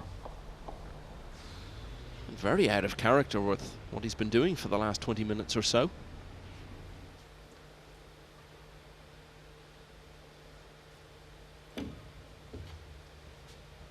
Foul strike. Ball in hand.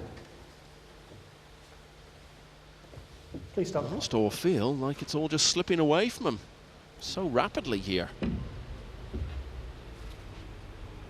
He was always a big second favourite in this instance. Capito got away with one there. Just had to hope to hit it and get away with it, but he hasn't. Look at this shot he's trying to play. Got to be careful. Double hit.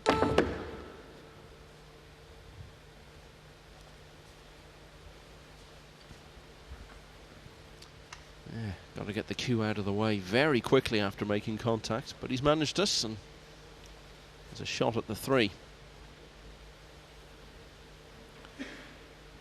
2 rails with the cue ball down towards the 9. He may be thinking outside chance of potting the 9 ball here. If he'd hit it hard enough, it may have gone. I believe he's hooked himself. Yes, he has hooked himself.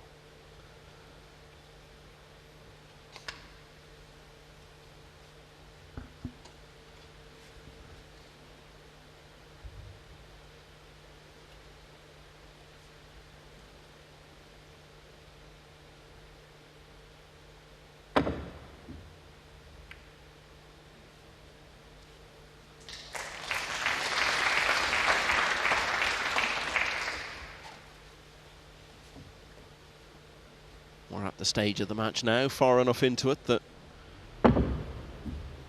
racks can start to feel particularly significant, and this has got the feel of one now, with the way it's unfolded and the situation in the match. Chance for Capito to really put some distance between them. Draw the cue ball back into the 9. That lacked power. lacked a lot of power. He should have been hitting that a lot harder, really getting the cue ball spin, and just hope the 4-ball goes somewhere.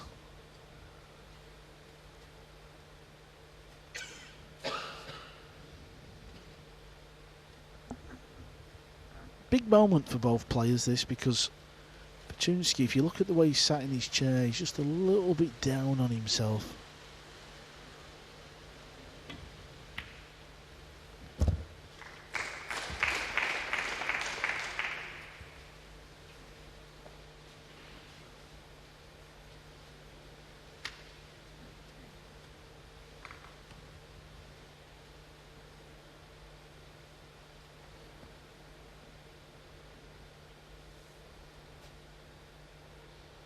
Unusual, really, to go into your first major final and be the favourite, but that's the position Fortunski's in. But that brings its own pressures.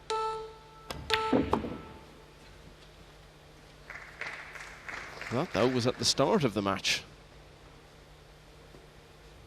Capito is rapidly playing his own way into favouritism here.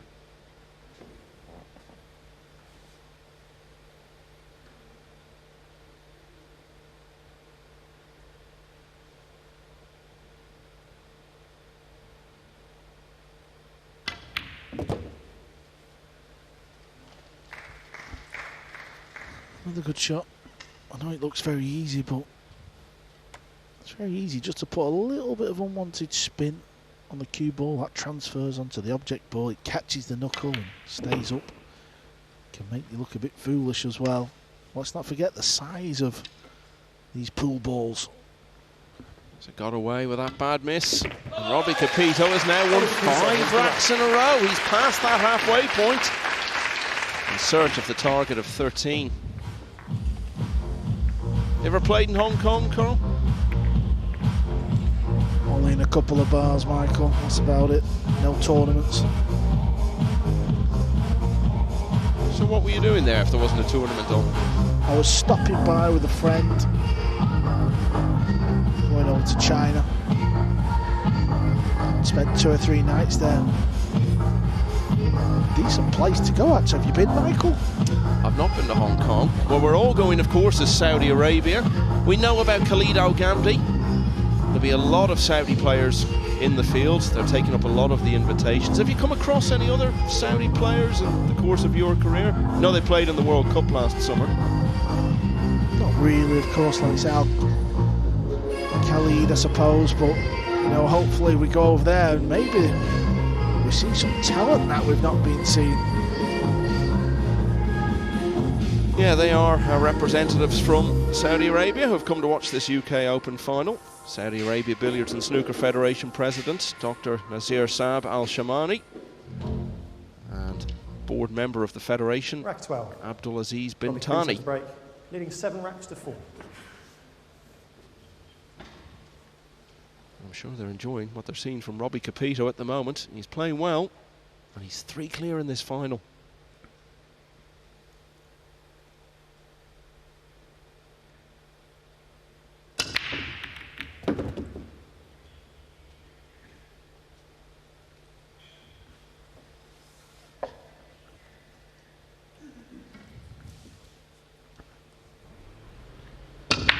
What's he got on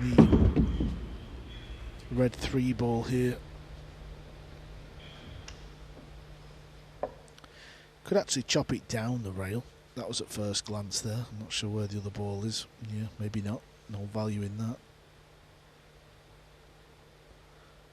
Is he playing the cross bank? I wouldn't blame him.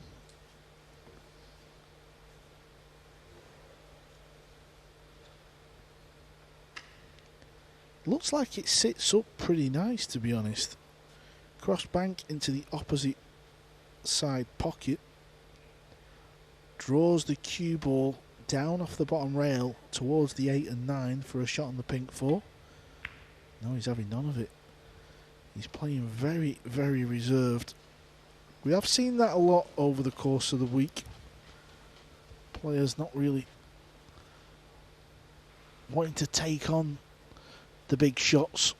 There's a lot at stake though, isn't there, Michael? You know, you think, why not play more attacking 9 ball, but know, when you look at what's on offer, what these guys can actually win in the course of a season, maybe we're going to see the odd 1 or 2 extra safety shots.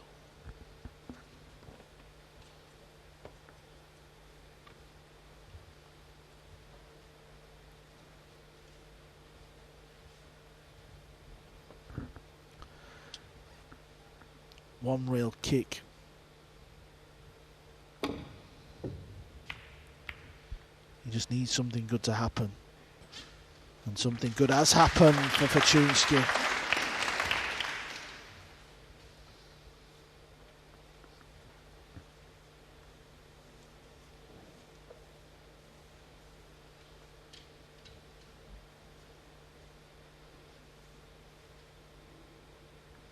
Well, he's got the short cue out here. Extension called. He's playing the jump shot, try and leave the cue ball there. Send the 3 ball up table. Maybe even going for the pot, actually, looking at that. Foul stroke. Ball in hand. Fortunski has been patient. He's been froze off the table for some time. This is his chance.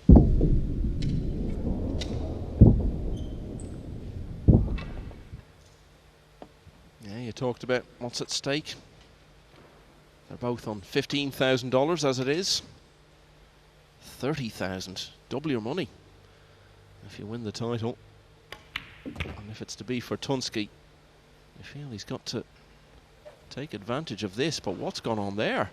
Yeah, first shot's gone wrong, Michael. This is very thin now. Centre of the table he wanted to be.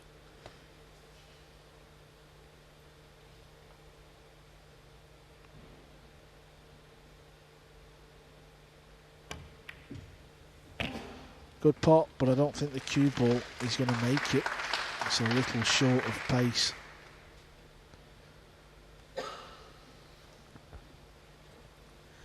Big rack this now for me in this match.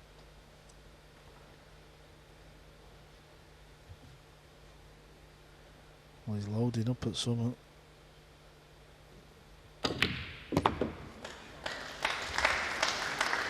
Oh, surely not. So, and that's almost certainly going to be 8-4. Please stop the clock. The first shot is where it went wrong. May seem unlucky, but he should never have been there playing the bank shot. Well, you rightly said he's been patient, waiting for his chance to stem the tide here. He's had his chance now and has passed it up.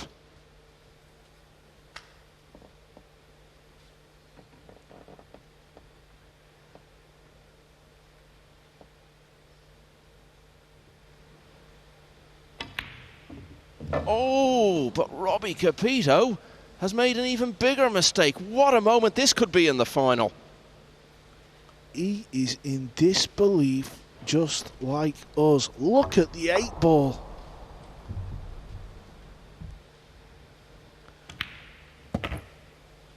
And Mieszko Fortunski out of his chair so quickly. So it looked as though Capito was going to make it half a dozen racks in a row. But a shocking miss on the 8 has resulted in Mieszko Fortunski finally getting another one on the board. Oh, there's still a lot of pool to be played here tonight. Capito leads 7-5 in the UK Open final.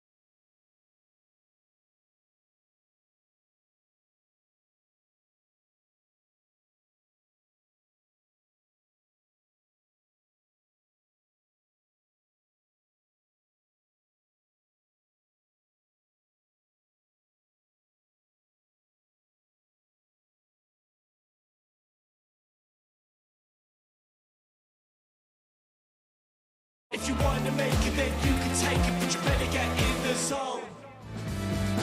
Welcome back to the final of the UK Open Championship. Well, it looked like this match was slowly slipping away from Fortunski, but after the pole scratched and it looked like Capito had capitalised, he missed a shocker of an 8-ball. So can that start the comeback, or will Capito completo the job?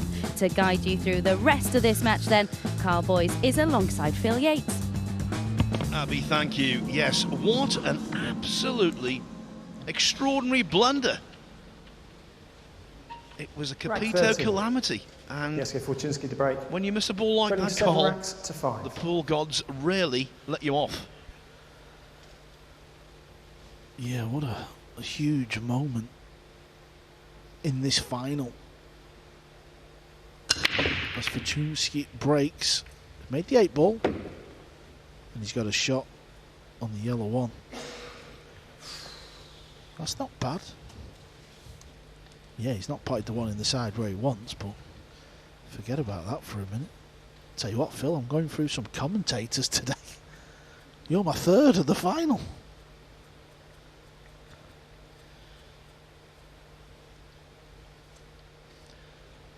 Keeping the best till last. You see, I've caught that off you, that big-headedness.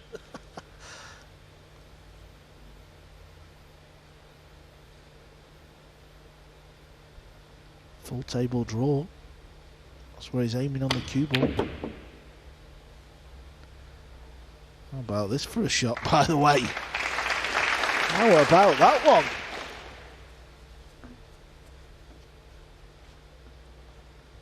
As soon as that 8-ball went wide, I thought, things will turn.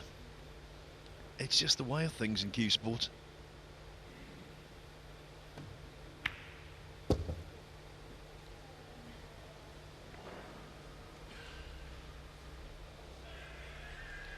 The reason he missed it, he was playing with an excessive amount of side, but even so, he shouldn't have botched it up. No, Phil. I mean, fancy missing an easy 8-ball like that.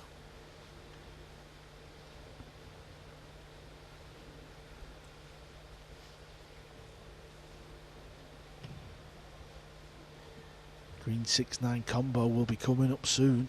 It sits nice.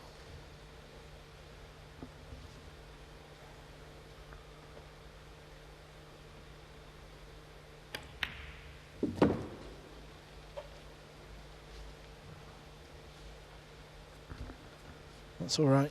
You can just get the cue ball on the back rail.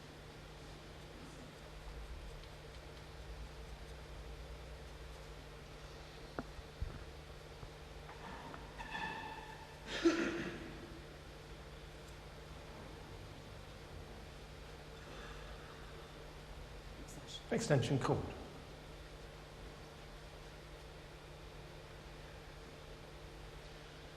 Remember, even though he convincingly won his semi-final, he's not had a break in run-outs all day in that match or in this. Didn't fancy the combo.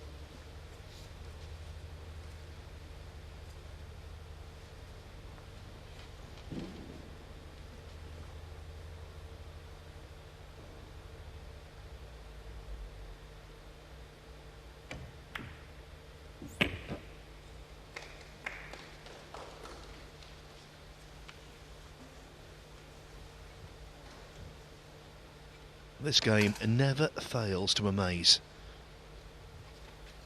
Without a break and run out, as I said, throughout the course of the semi-final and final so far. But when Capito missed the 8, it was as though the pool god said, OK, go for it, Mieszko. Yeah, it's not just going to cost you one rack, Robbie. It's going to cost you a minimum of 2. Oh my word. I don't know what was worse, the 8 or the 7. Ludicrous. I was very surprised he didn't play for the combo, but Extension called. when he potted the 6 and got on the 7, I thought, well, Yeah, I get it. You don't need to play the combo, but using the extension on the cue, stretching. Got to be careful you don't scratch here in the bottom right corner pocket. Or 3 rails. 2 rails, rather. Yeah, that's okay. Another steal. Back-to-back steals.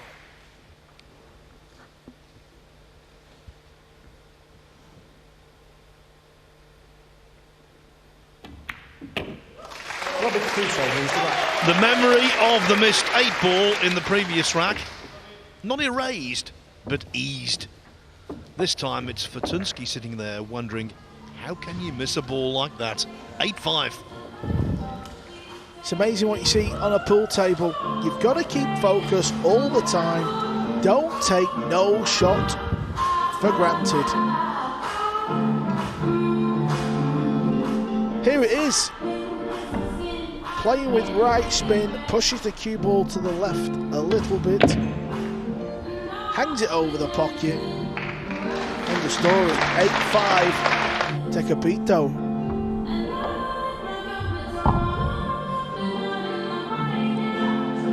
You can never write a script for a big final. Strange things happen. None stranger than the 2 pots we've seen missed. Won by both players in the last couple of racks. Almost defies belief. Fact is though, Robbie Capito is now only 5 racks away from hoisting the trophy aloft.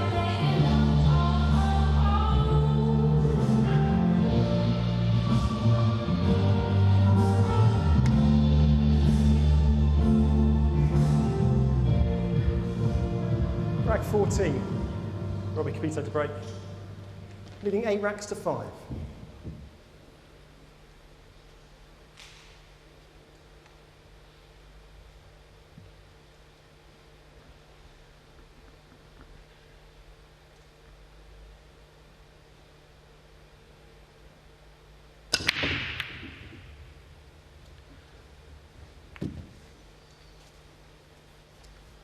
That's a common occurrence, isn't it? A ball going off a point of a middle pocket and shooting into a corner. In this case, it's the 1 ball. And look how the 2 dresses up.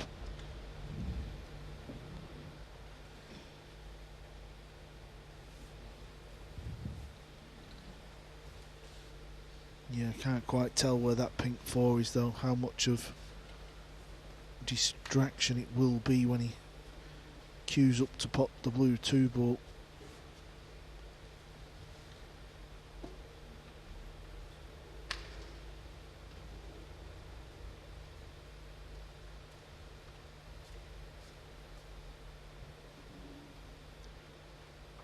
Yeah, definitely hampered.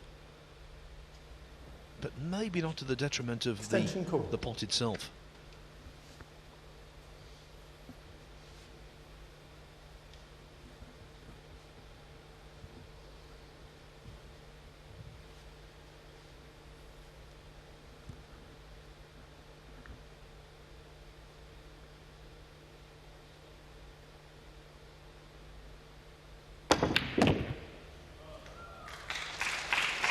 What a shot. For me, the best of the final so far. Yeah, that was very special. Jacked up, had to rip it in. As I said, the table's playing slower here than previous other open events, so you've got to put a bit more into the cue ball. Really was splendid.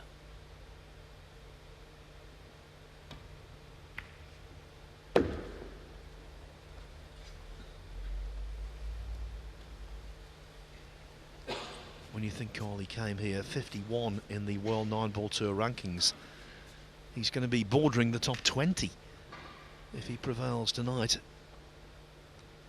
Wanted the cue ball to travel a tad more there though, having to play this with check side.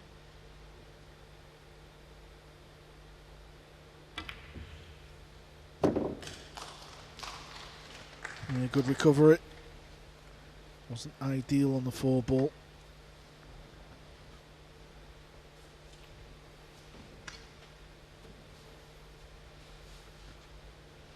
Still got 5 balls to pot, but when you look at the scoreline, could have been 7-6 with Fortunski breaking.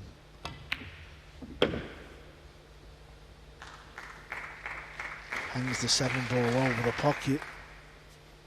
Capito steals the rack to make it 8-5, and then this is from the break-off. Yes, it would be his 4th break-in run-out of the match.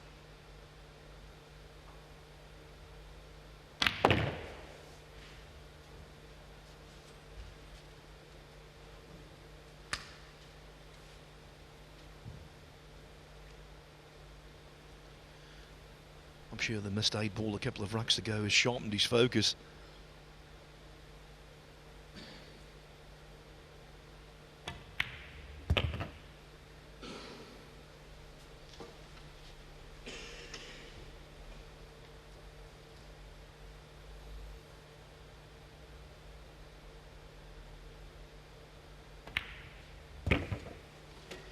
There would have been a steward's inquiry if he'd missed that one. And indeed this.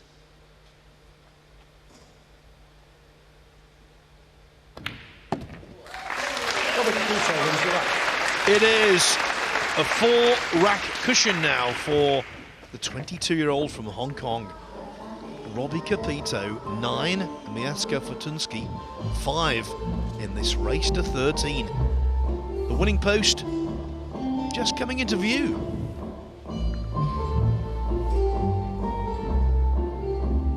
Two crazy racks there, wasn't it, Phil? The missed 8 from Capito, and then the very next rack of Fortunski's break, he missed a 7 over the pocket. He's won a couple of Asian junior titles. That's Robbie Capito. But he's experienced nothing like the pressure here. The fans really enjoying this. VIPs from Saudi Arabia also. There's the boss, Emily Fraser, on the front row. I'll tell you what, when we turned up here on Tuesday, Robbie Capito, yes, he's known and he's respected. Rack 15. Was he on the short list leading 9 racks to 5 of possible champions? Not on mine. No, we're always going to pick, you know, the top ranked players. That's just the nature of sport.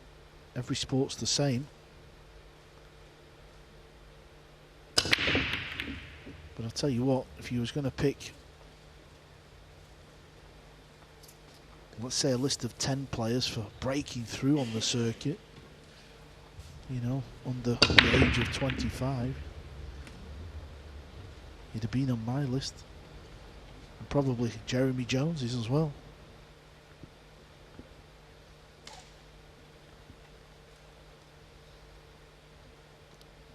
Four in front, even though he's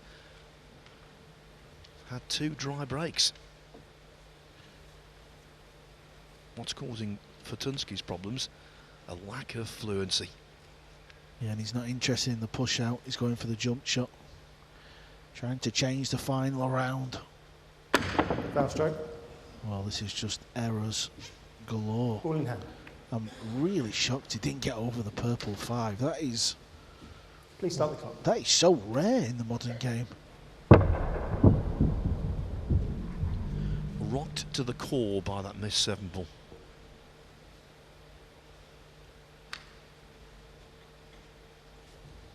For Capito here, it's all about not getting too excited. Just play the balls, try and block out the occasion.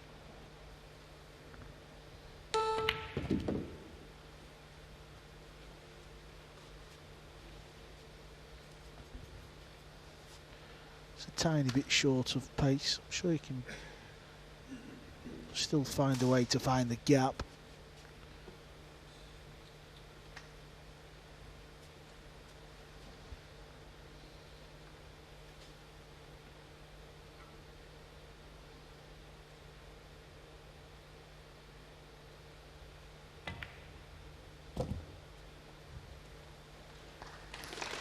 to guarantee not making contact with the 8. He checked up the cue ball.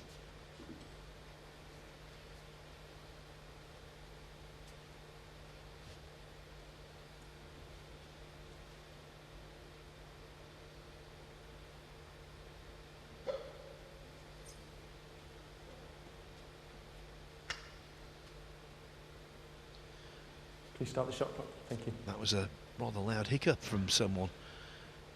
We had a couple of pool hiccups in racks 12 and 13.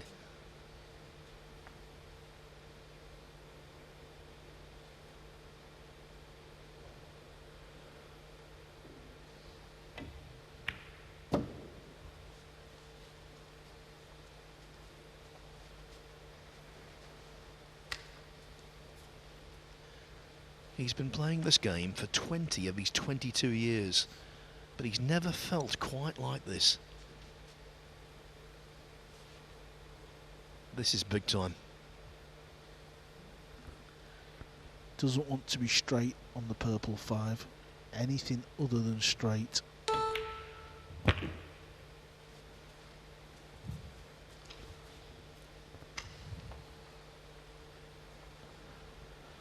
Don't blame him for wiping the cue down here. He knows this is the big shot now. Because the angle's steeper than... That tells you when Robbie gets down on this ball and he's behind it. And also, if the ball's touching the rail, which it is, me personally, I'd always prefer it off the rail. Some players different, some prefer it on.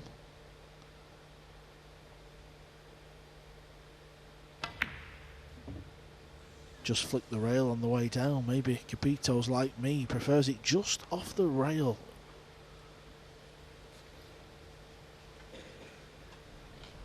Please start the clock. Thank you. After the Fortunski foul, I really thought that Capito would go on and dish up there.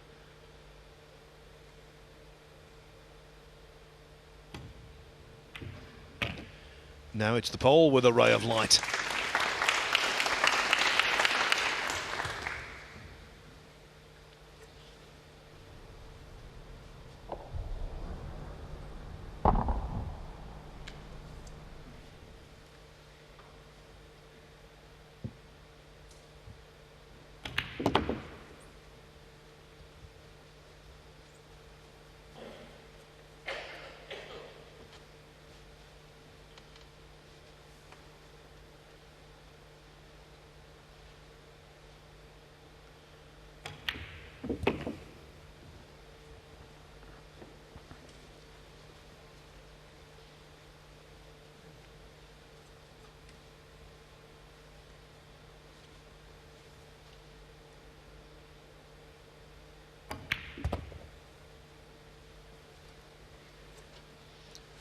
A ball that has to go in, and it surely will.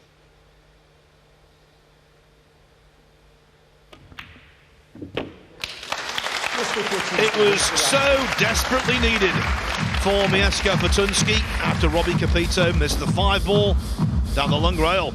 This match very much alive. It's 9-6.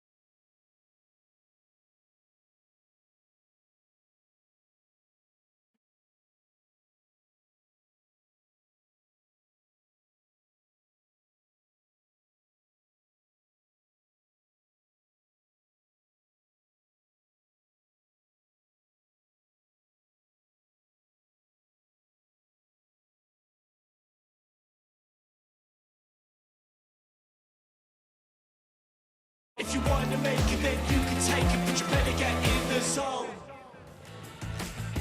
Welcome back to the UK Open here in Telford. Well, if you fancy something away from sport, we've got a mystery thriller, Force of Nature, The Dry 2, returns for its sequel and is available now on Sky Cinema. Well, we've not seen many dry breaks here, have we?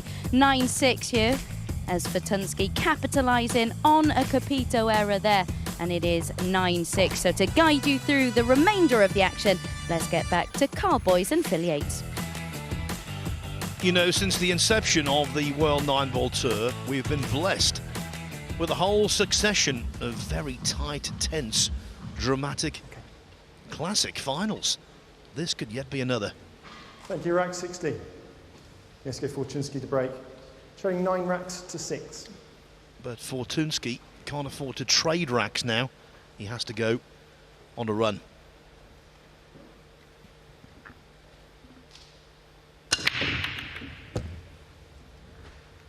That's actually a better break off. The one ball's been missing for Fortunski. Moved the cue ball further towards the centre of the break box this time. Testing long pot though. I feel he's got to take it on though. Especially after the missed 7 ball. Try and knock one in, give you that little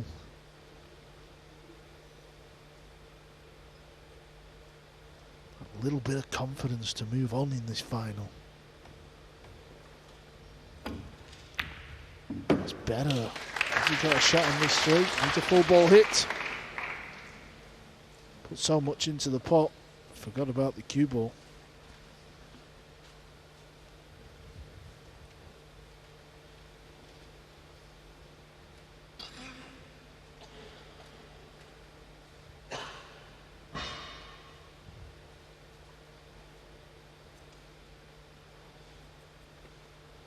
Extension call.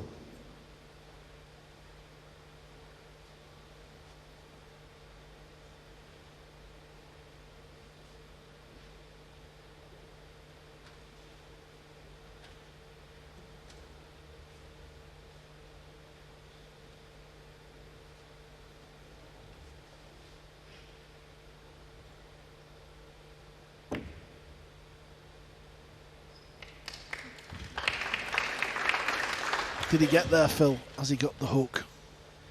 Well, the crowd who clapped, I think so, were a little premature, weren't they?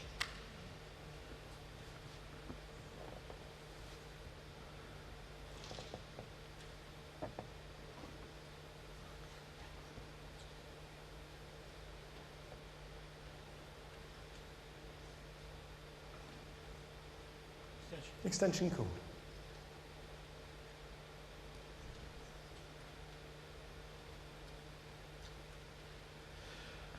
Well, he can see the 3 ball.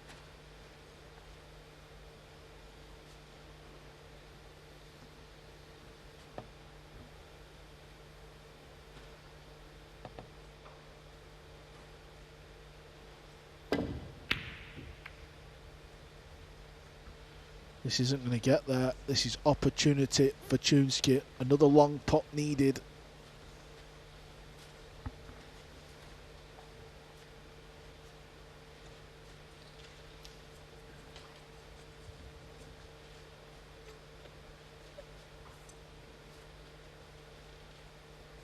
This is the shot he is faced with. He's 9-6 down in a race to 13.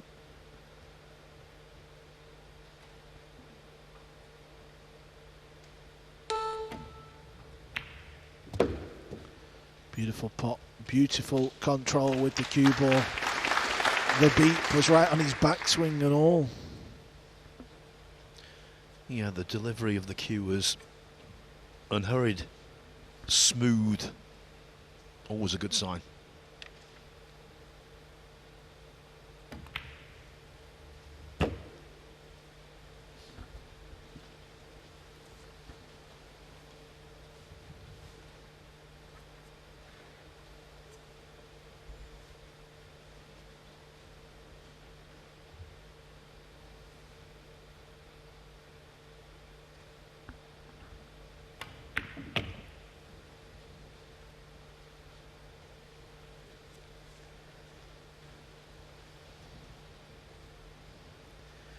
when he pots this ball, he's got to make sure he doesn't flick the 8 ball. Flicking the 8 ball pulls it further to the right hand side of the table. Yeah, that's good. So that's job done here. It's looking like 9-7.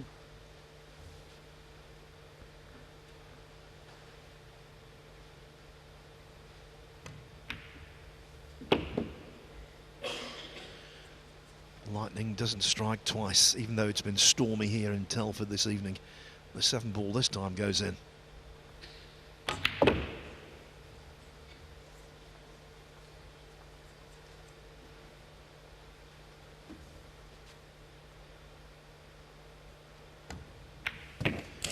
At his lowest ebb, Mieszko Fortunski faced a 4-rack deficit. Now it's only 2. And the most remarkable thing for me is that he got through his semi-final earlier. He's now right there in the final, there or thereabouts, and he's still not had a break or run out all day. At this level, Carl, that's amazing. It is amazing, because if you look at Capito, he's at 40%. Fortunski obviously missed that 7 ball. That would have been his first of the day. What's amazing is he's averaging more balls on the break than Capito, but it's not the 1 ball in the side. Unlike Robbie, he's potting the 1 ball in the side time and time again. Fortunski isn't. Fortunski's hoping a random ball goes in the pocket. Yes, Fortunski, fewer missed pots than Capito, a better pot success rate, a better pot success rate from distance also, and yet these 2 adrift. Hanging on in is the Butcher, and it's the Butcher to break. 17. Mieszko Fortunski to break, trailing 9 racks to 7.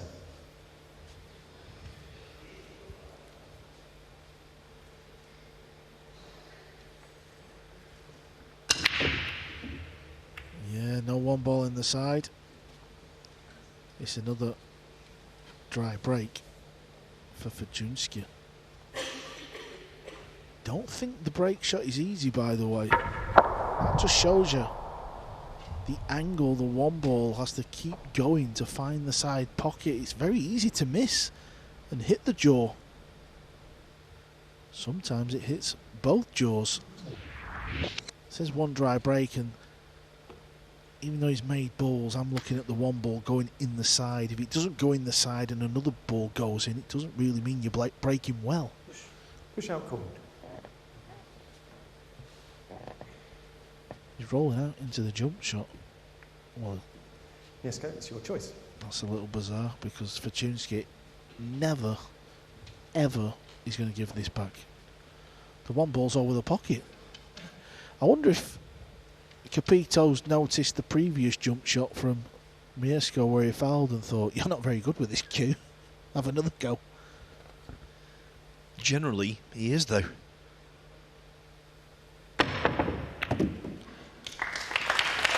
He was always going to take that shot on.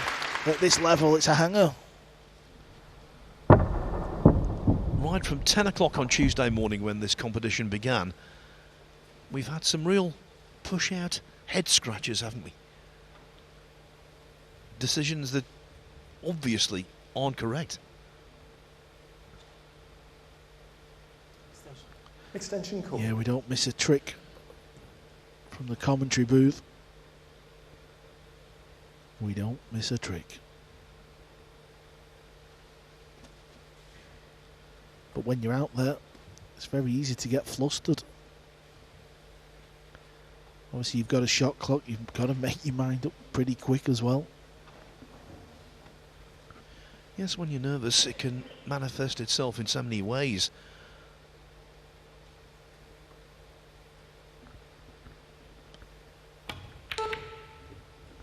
Went for the combo with an element of safety.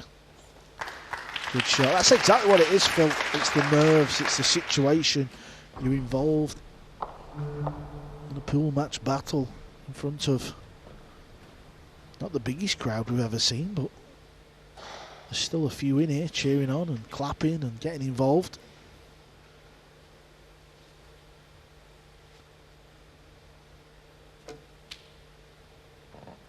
Surely he can't get through to that, can he? Extension call.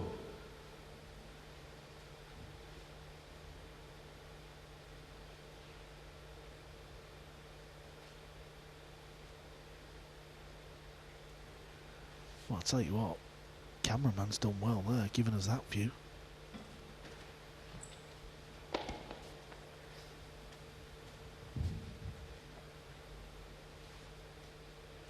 Jumping over the edge. Watch the scratch. Ooh, that was close. How many times does he play shots when the beeps have been going? He seems as though he's entirely unaffected by it.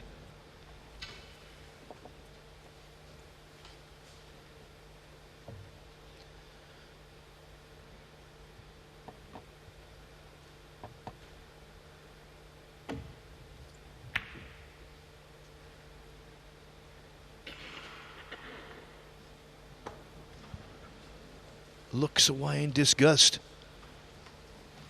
What about this 2-9 combination call? Well, it's definitely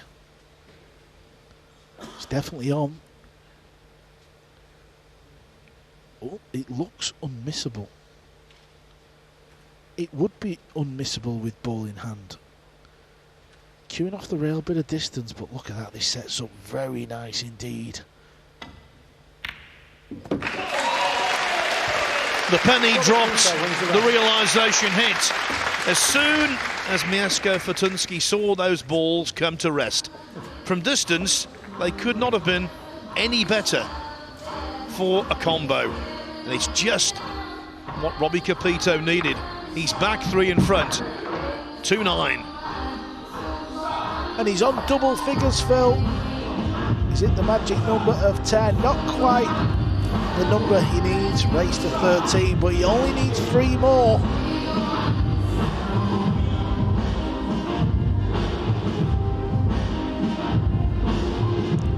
In his quarter-final last night, he was convinced it was a race to 11 against Joshua Fuller. It wasn't, of course, it was a race to 10. This is definitely 13. I think he knows. Yeah, when you look at the scoreline from here on in, Fortunski's got to beat Capito 6 racks to 2. Seems unlikely from what we've seen so far, that number, doesn't it, Phil? But just got to stay with him, keep the pressure on, keep it building. Yes, especially because while Capito's had his quality table time, that's not really been the case for his opponent. Mieszko Fortunski has been feeding off scraps. And to continually win a very high percentage of disjointed frames at top level, yes, it's possible, but not probable. Rack 18. Robbie Capito to break. Leading 10 racks to 7.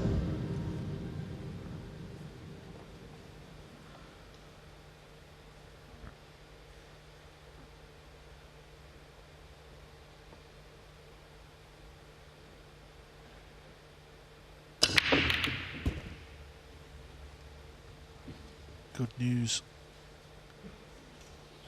for Polish pool fans. No shot on the blue 2. Cue ball got kicked up there actually. But he's making the 1 ball in the side more. He's breaking better.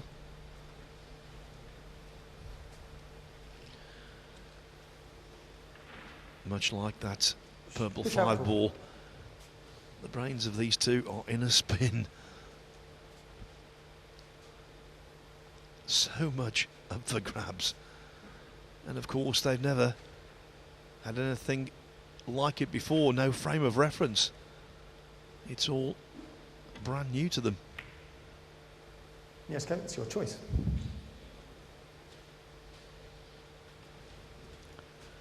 Yeah, I just had a quick glance there. I think Fortunski will not give this back either.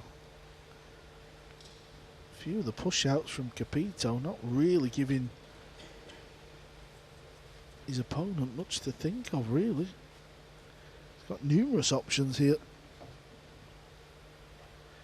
He could even go for the pot. Could kick him behind as well. Kick and stick. He went for the pot.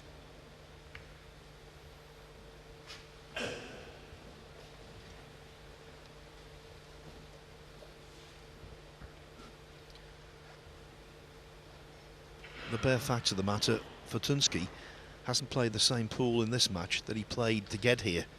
When you think he's beaten the likes of Mohamed Soufi, Naokioi, James Aranas, Koping Chung. Extension call.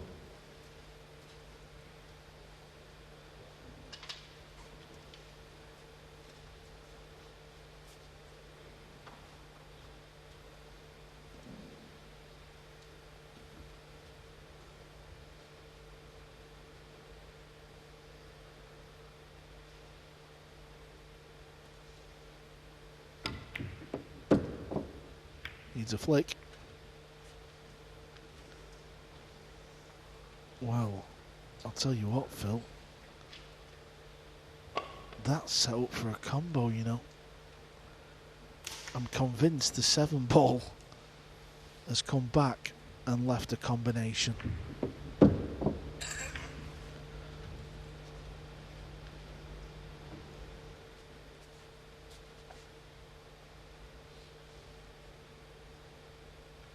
Even if the combo is lined up for the top rail, it'll turn over and go in. Well, he doesn't know the trick there. That surprised me. If the combo is aiming for the top jaw, you have to hit the opposite side of the ball to turn it over.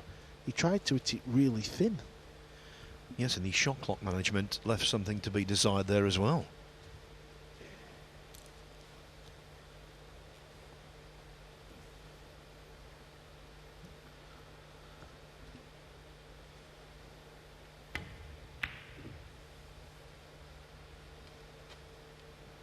Where's this cue ball going?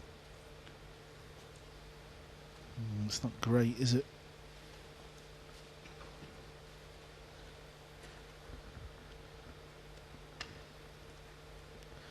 Struggled with a few shots in tonight's final as Fortunski.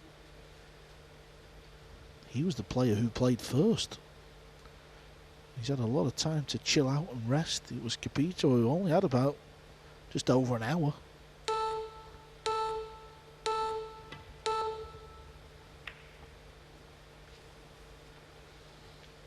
Well, he'll go for the bank here, Phil. That's a big pocket near the brown 7. Looks unmissable from here. Don't forget about the cue ball, though. He's got to get on the pink 4. Frustrated, wiping down the cue after his last shot, but now he's back to the table.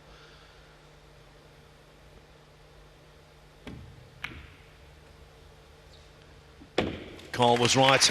That was, for these guys, a gimme.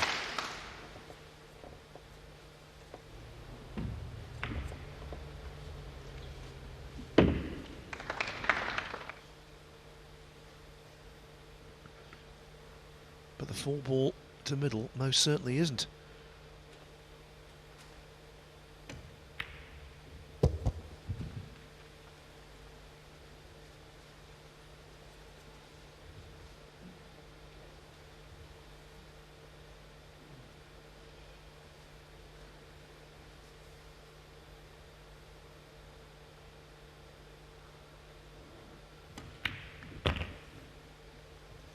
Every pot to the side is a pot you have to treat with kid gloves, and he's knocked in 2 good ones on the trot.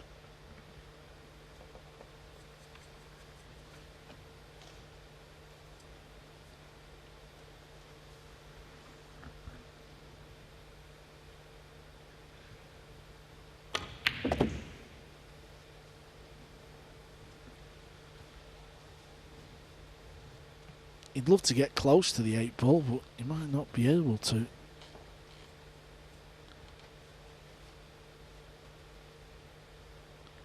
Over near the left side pocket should be okay, but you don't want to go too close to it. Yeah, so he's got a bit of distance here.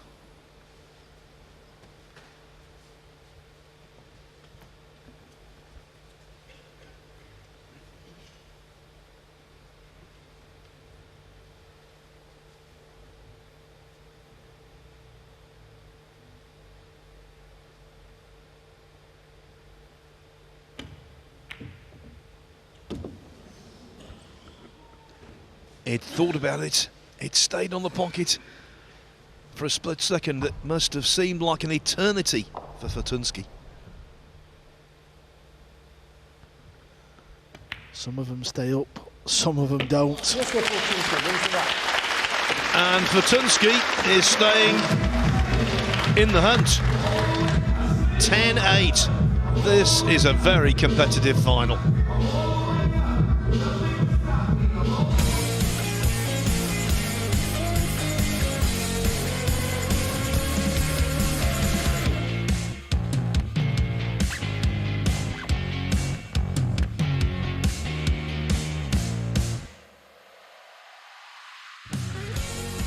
If you want to make it, then you can take it, but you better get in the zone.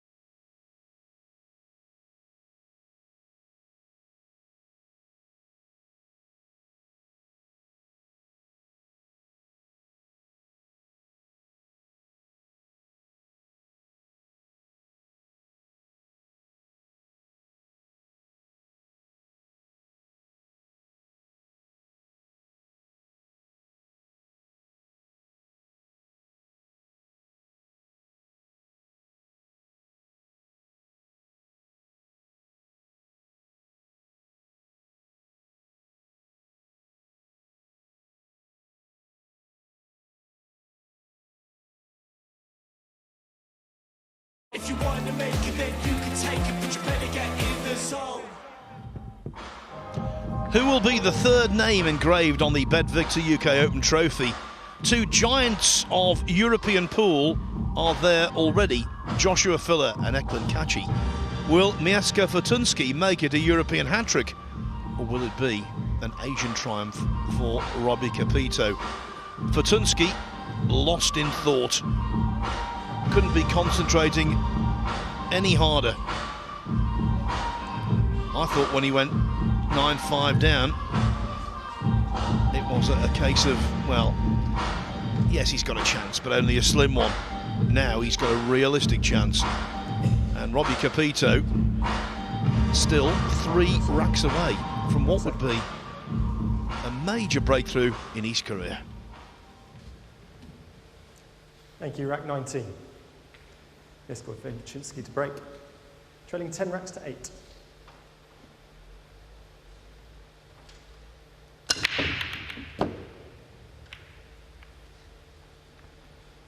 That's okay. That is more than okay. Obviously he's concerned why he's not putting the 1 ball, but it looked like it went very close. Top jaw, bottom jaw. You got to be so precise. All that matters though, Phil, is he's potted a ball and he's on the 1. That is it. Always got to take a bit of care with these though. You just can't really flick that top jaw a little bit like that. Just too many mistakes from Fortunski when he's getting an opportunity to get real close, like just 1 behind or tie it up. It is not a high standard final. That is just the sum and substance of it. But I think that was almost inevitable, considering that these two are in a very alien environment. Extension call. Yeah, and it's the man at the table who you would just give the edge to, not just because of the scoreline, but he's the player who seems to be potting the balls better. I know he had that little mishap on the 8 ball. But other than that, he seems to be handling the situation the best.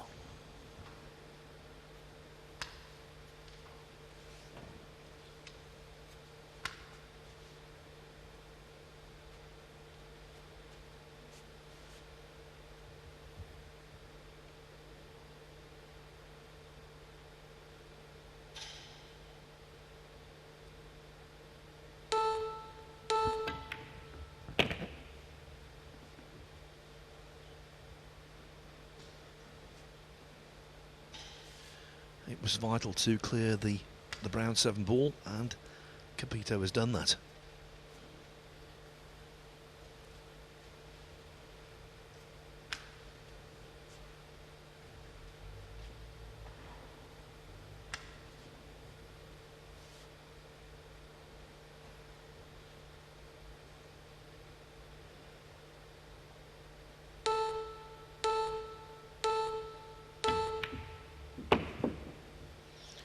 Again, those beeps going off multiple times, but he doesn't panic.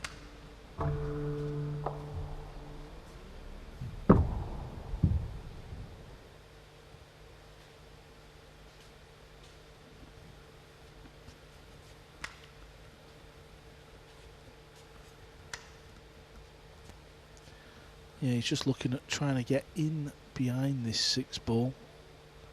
Playing that into that side pocket. That's a no-go. The other side pocket from there isn't too bad. A little bit of an angle here though, Phil. Cue ball's coming away from the 7 now.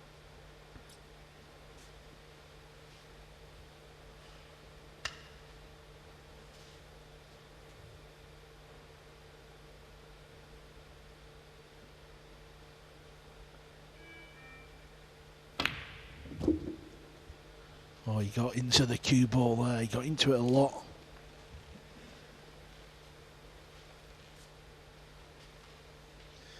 Yes, when you think back to the cream of the crop in terms of the shots played in this match, he's been responsible for the vast majority. Yeah, even shots like that, they're being hit with more authority.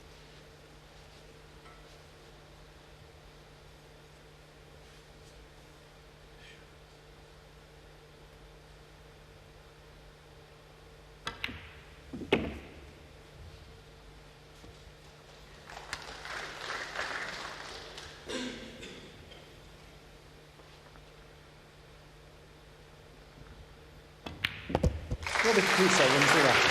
The wish list in terms of racks goes to 2 for Robbie Capito. There is a 3 rack difference between them now.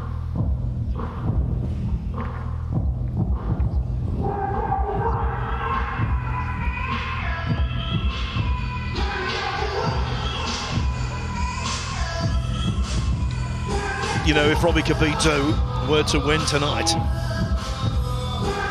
he would go into the top 3 in terms of the qualification standings for the inaugural Reyes Cup, together with Aloysius Schaap of Singapore and Ko of Chinese Taipei. That's heady stuff.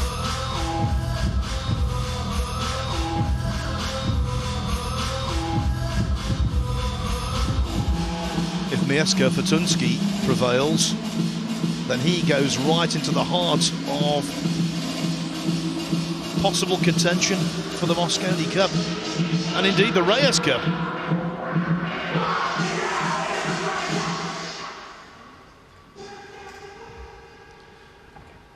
Mosconi Cup, wise he'd be alongside David Alcadian, a player we saw lose in the semi-finals today. Piers Labutis. Of course, it's very early in the qualification process, but get the points while you can. And in the first week of June, the mega event, the World 9-Ball Championship in Saudi Arabia, could, in fact, we know it will, leading 11 racks to 8. Shake up everything.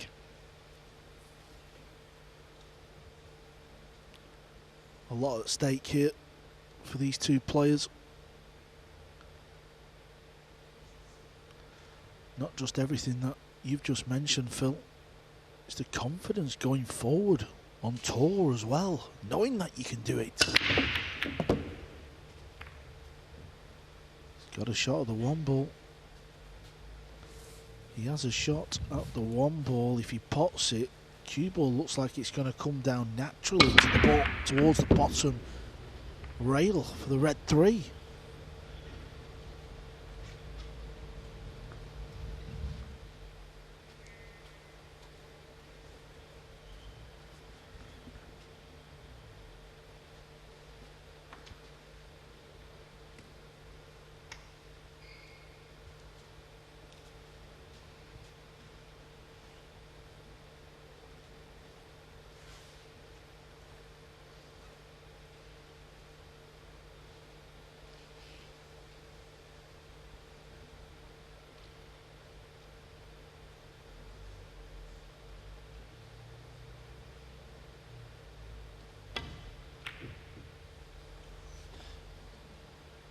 Has he scratched? Oh, that is a big missed opportunity there, Phil. It wasn't that difficult, but it's how much he's missed it by. He didn't even hit one of the jaws, and the cue balls found the pocket. Should be nowhere near the pocket.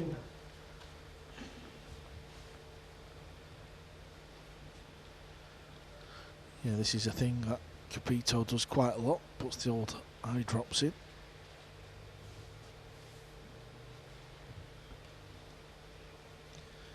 And now the cue ball is dropped. Extension call. What an opportunity for Fortunski to pull one back.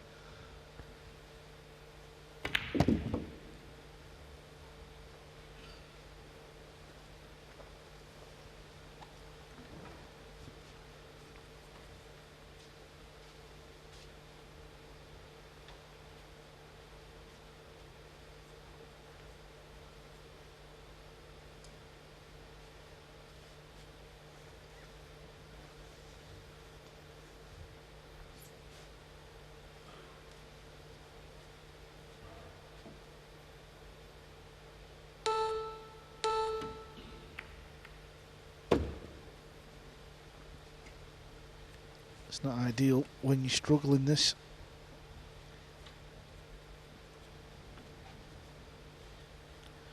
Top right corner at the right pace means you can cheat the pocket.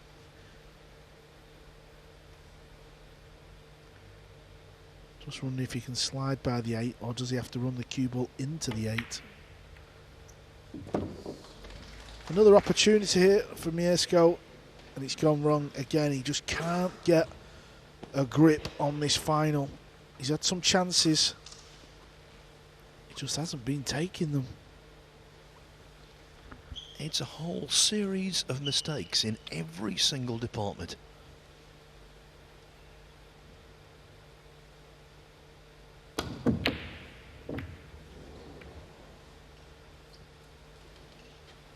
Well, if in doubt, and it's worked out okay.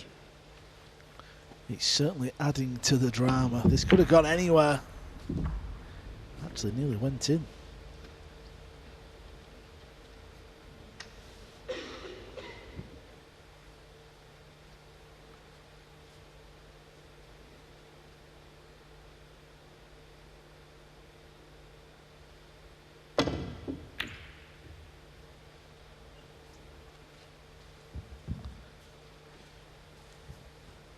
Even that's gone safe.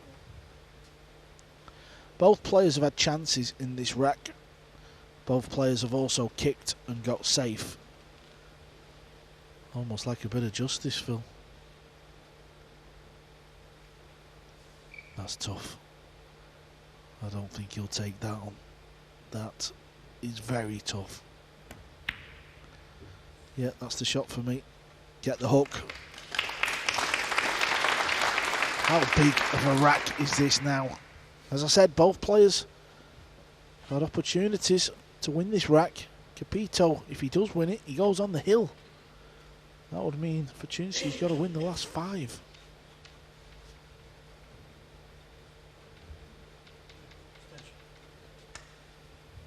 Extension call. Okay, he's trying to pop this in the top right.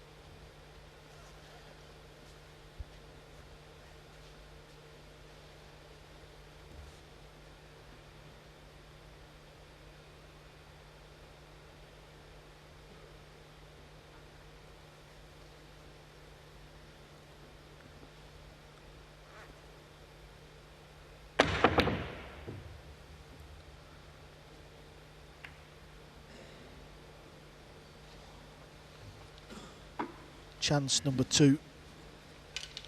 This is a good chance. It's an easy chance. Surely he's got to take this. Combo to start with.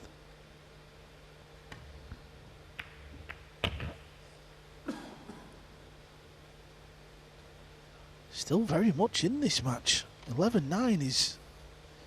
it's nothing. There's nothing in it.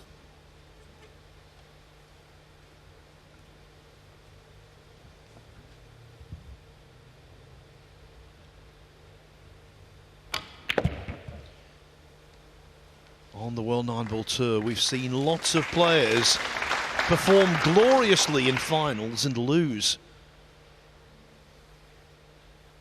Right now, for these two, it's nothing to do with performance, it's all about the W.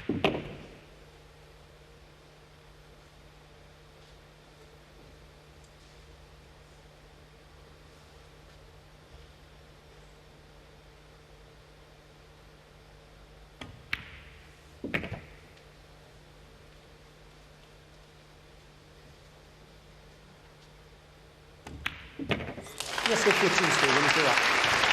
He's nothing if not stubborn.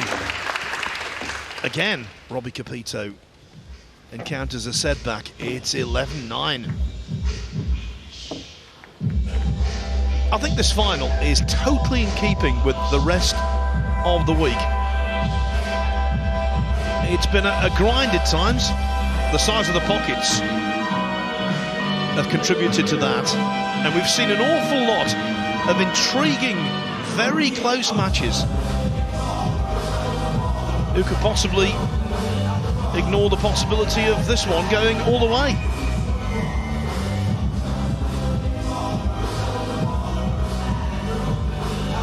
Well, he's nicely poised now. 11-9 in a race to 13. Capito, his last 4 matches have all been this close. He showed he can handle it. But this is the big one. This is the final. You're right about those matches.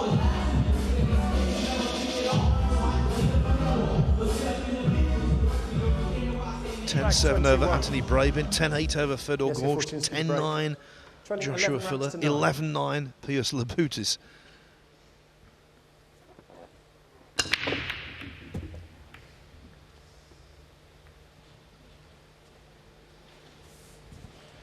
Well, the one goes in the side this time, but look at the 2-ball, being very rude. Well, at least he finally made the one in the side. It's been rare.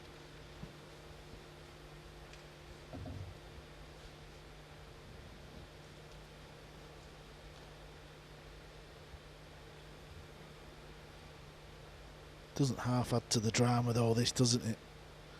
You know, we've seen matches where, you know, players have had multiple break and runs and that keeps your opponent in the chair, but this lends itself to both players getting table time. The push out is trickier just because the 2-ball's near the middle pocket. Extension called. So much so he's had to use the extension.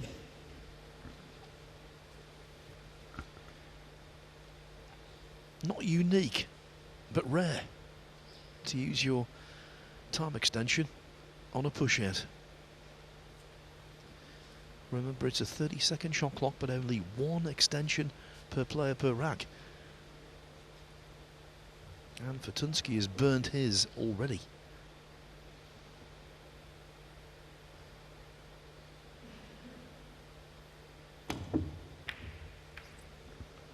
How's about that for a decision? Decided to play the kick.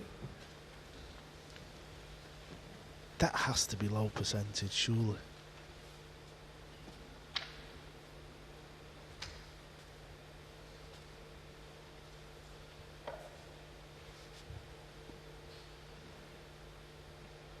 Robbie Capito coming to the table, surely pleasantly surprised. Extension called. But that's a symptom of pressure. Questionable shot selection decisions. Yeah, this is a funny one. Does he try and bring it down one rail? It's quite a sharp angle. Or does he try and pump it off 2 rails? He's got to hit it hard. Oh, he hit that one pure. Believe me. He had a big angle there. He really had to time the cue ball well, and he did.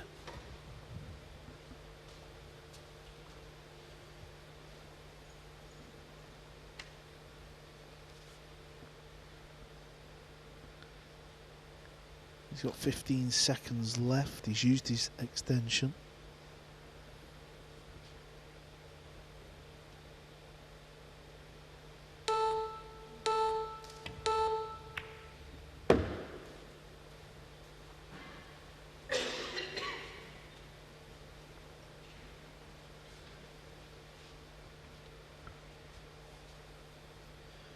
Needs to take the cue ball here from one end of the table to the other and then do it again.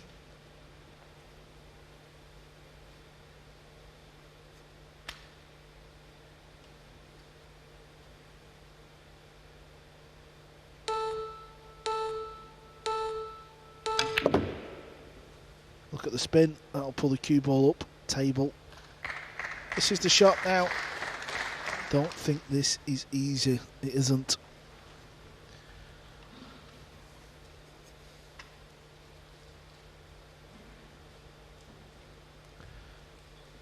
Yeah, this is what he's faced with. If he draws back, he might flick the 7 ball. If he goes forward with loads of spin, that's hard to get back down the bottom end of the table. Can he miss the 7 ball? Oh, he can. This needs to go. This is ideal, Phil. This is ideal. He's absolutely perfect. 100 balls potted for Capito. 71 for Fortunski. Capito could be just 13 balls away from lifting this trophy.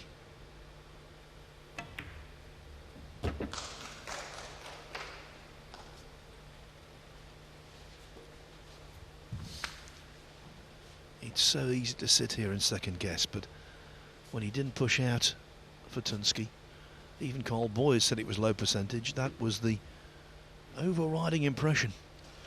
Yeah, a couple of strange shot selections. Said it's a final. It's unknown territory.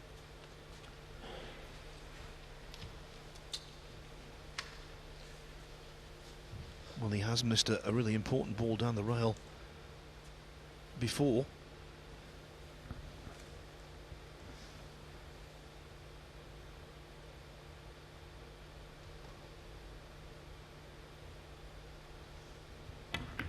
He's missed it, Phil. He has missed the 8 ball up the rail. He didn't get great on it, but he did not hit this good at all. Similar to the missed 5 ball down the long rail. He didn't knock in rack 15. That cost him.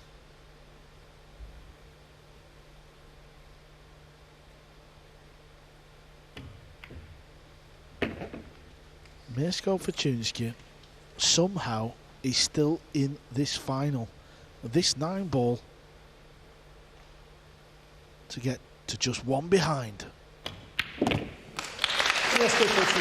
He's playing a million miles away from his best, and yet he's still punching. And I'll tell you what, he could deliver the knockout blow.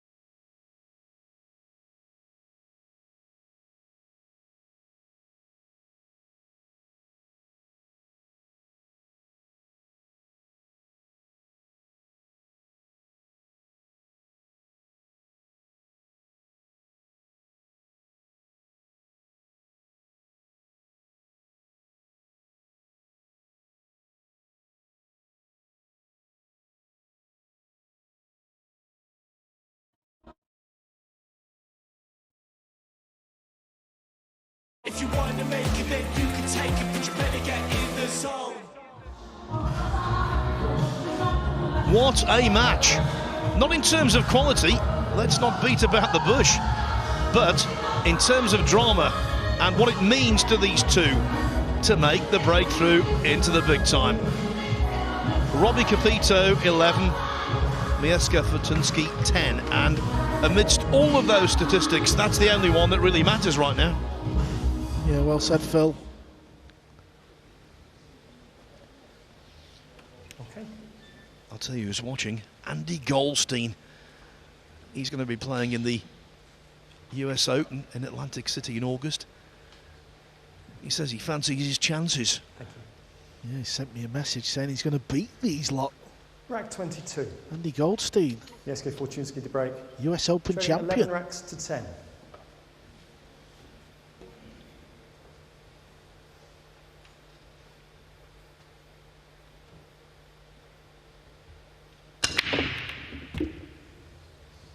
Nine ball.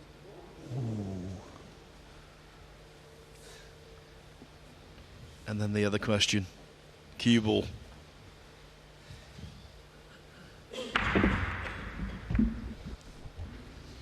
Just started to find the break though, hasn't it? Pot in the one. Cue ball got an unfortunate knock down the bottom end of the table. Just can't get a shot on the lowest ball.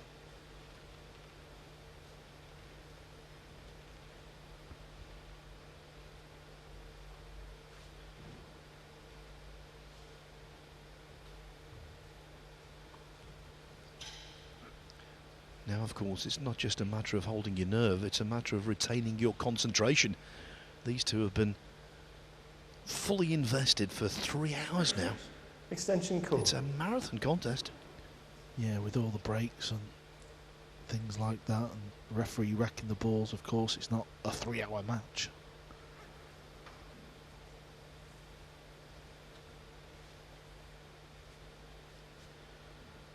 He wants to try and find the top rail.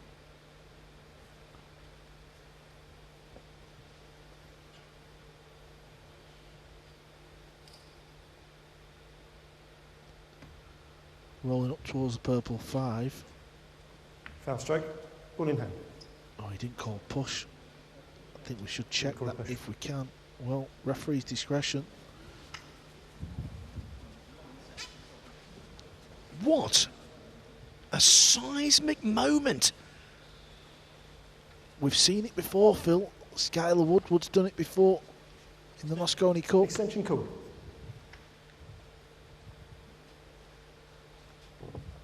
When you're playing the push out, you have to tell the referee, otherwise we don't know what shot you're playing, do we? We don't know if you're playing the rollout or you've tried to kick at the ball. Oh, wow. In amongst it all, Phil, I wasn't looking at the table. He's gone for the combo. Well, that's why I use the word seismic, because of what was left. But he doesn't complete the job. I'll tell you what, I need to look at the table layout. I don't think he needed to go for the combo. He didn't really.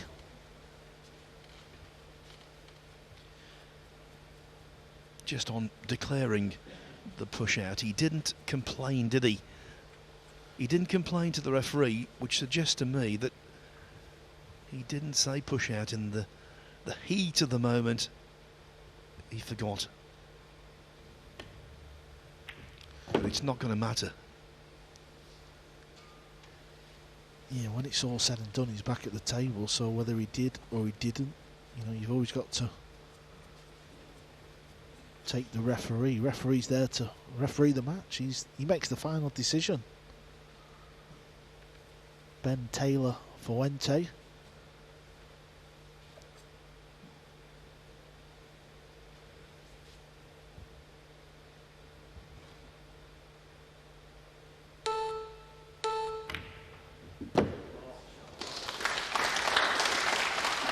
He's battling hard here. He can't get the cue ball where he wants. And look at this shot he's faced with here. He's missed a lot of these shots by hitting them too thick.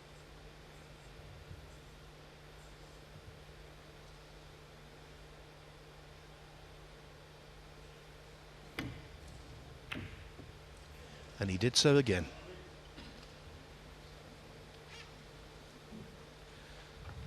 We've seen some classic finals. Hill. of late. Just because this hasn't all been singing and dancing, he's still delivering the drama. Yes, quality doesn't matter when it gets down to this stage, does it?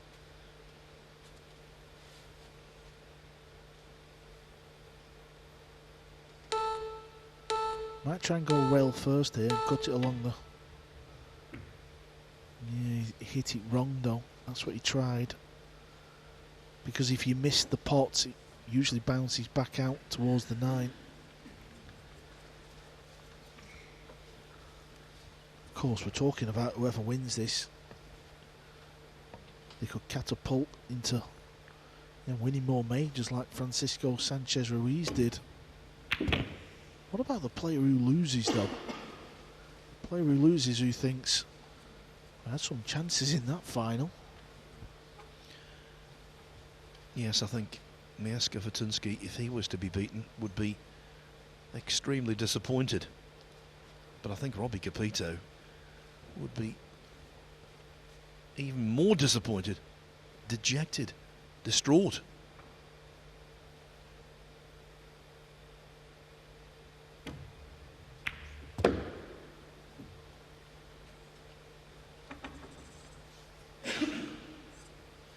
Go on, Cole, you're the analyst.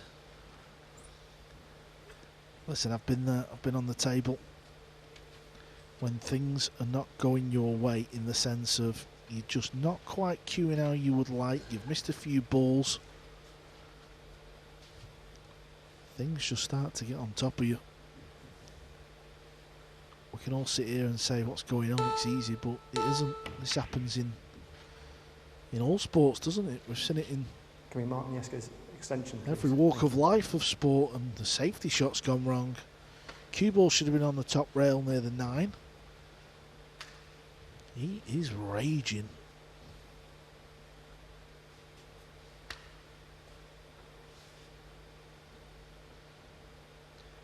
He's missed his share, has Capito, but when it comes to the big shot, he's knocked in more than his opponent.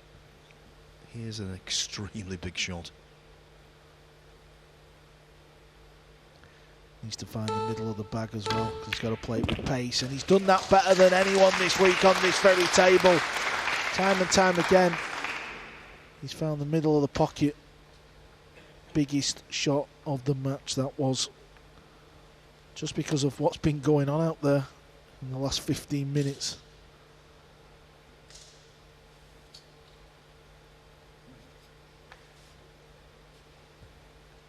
Just regrouping. Maybe something caught his eye line. Again, that's the pressure as well. You seem to notice everything. Robbie Capito is about to get himself on the hill. It was a stressful rack. Robbie Capito, where's the rack? Mieszko Fortunski played a mystery shot from 6 to 7. But there's no mystery now, it's crystal clear. Robbie Capito needs one more to be crowned the UK Open champion. He leads 12-10. Oh, what an incident-packed rack that was. Ultimately, though, it will be remembered for Capito's superb pot on the 7. As clean as a whistle.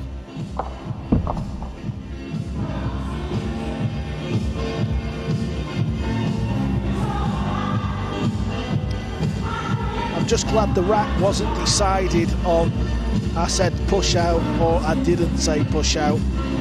Fortunski had his chances. He had plenty of chances. He's had plenty of chances in the whole match. Just not happened. But he's still there, Phil. It's still 12-10. He only needs 3 racks. This is Mieszko Fortunski, who everyone knows has got bundles of ability, and yet today, on this table, he's played 37 racks and he's not had one break and run out. Robbie Capito to break on the hill, leading 12 racks to 10. That might be the wildest stat of all. No break and runs for Fortunski.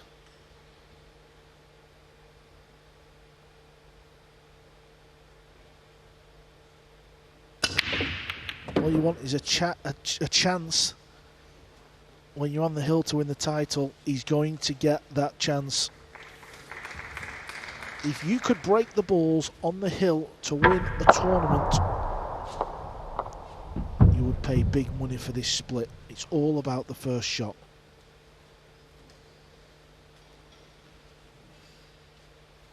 Is it going to be a symmetrical success? He laid out his stall by winning the very first rack with a break and run out. Is he going to win the last in identical fashion? Given the way the match has gone, I would say probably not. Two ways of playing this shot. He could draw it off the side rail near the 5 and back out. He Extension could call.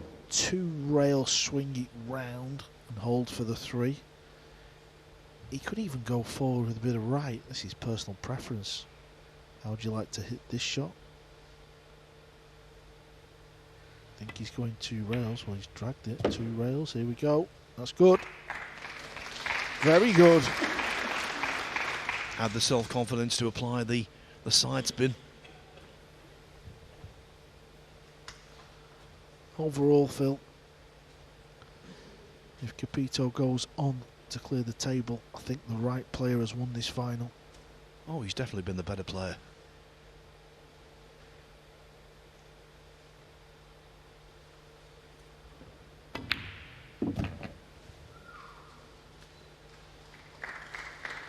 "20 years ago, his parents from the Philippines but living in Hong Kong went to a toy shop and bought their son a small pool table, and from the age of 2 he's been knocking in balls,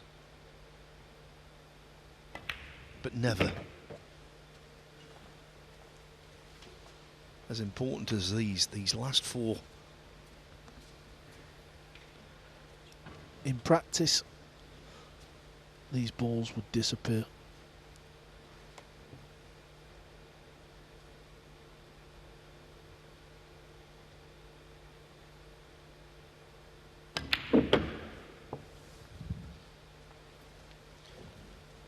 Yesterday he beat Fedor Gorsht and Joshua Filler back to back.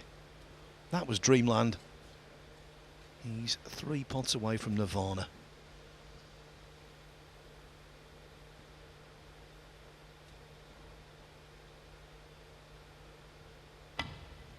Anywhere up for this 7 ball should get the job done. May have to draw the cue ball now. If he'd have landed straight or just off straight, he'd have played for the 9 in the bottom left. Now he can't. Just put 1 good stroke on this ball, draw it over off the left rail, and you've won the UK Open.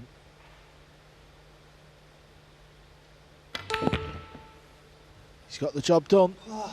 He has got the job done.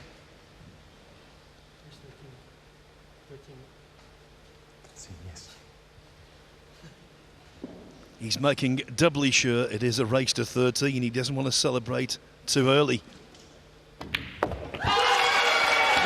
Celebrate now! What a result! Hong Kong has a great tradition of cue sport success. In pool, there's a great tradition of jumping on the table when you are the champion. And that distinction falls to Robbie Capito. 22 years of age, he has made the breakthrough at the Pet Victor UK Open. 13-10 the final score, and Carl Boys, that was something. It was something, it had it all. Was it the greatest standard we've ever seen? No, but it's about drama, it's about winning, it's about getting to 13. Robbie Capito got to 13, and look what it means to him, Phil. It means everything. I knew there would be tears because he was close last night when he came through the quarterfinals. That was the decisive ball. He's won 30,000 US dollars, his biggest ever payday by a distance. He's now into the qualification picture for the Reyes Cup. He could make the World Masters, of course, down the line. So many doors will open. But one thing is absolutely guaranteed.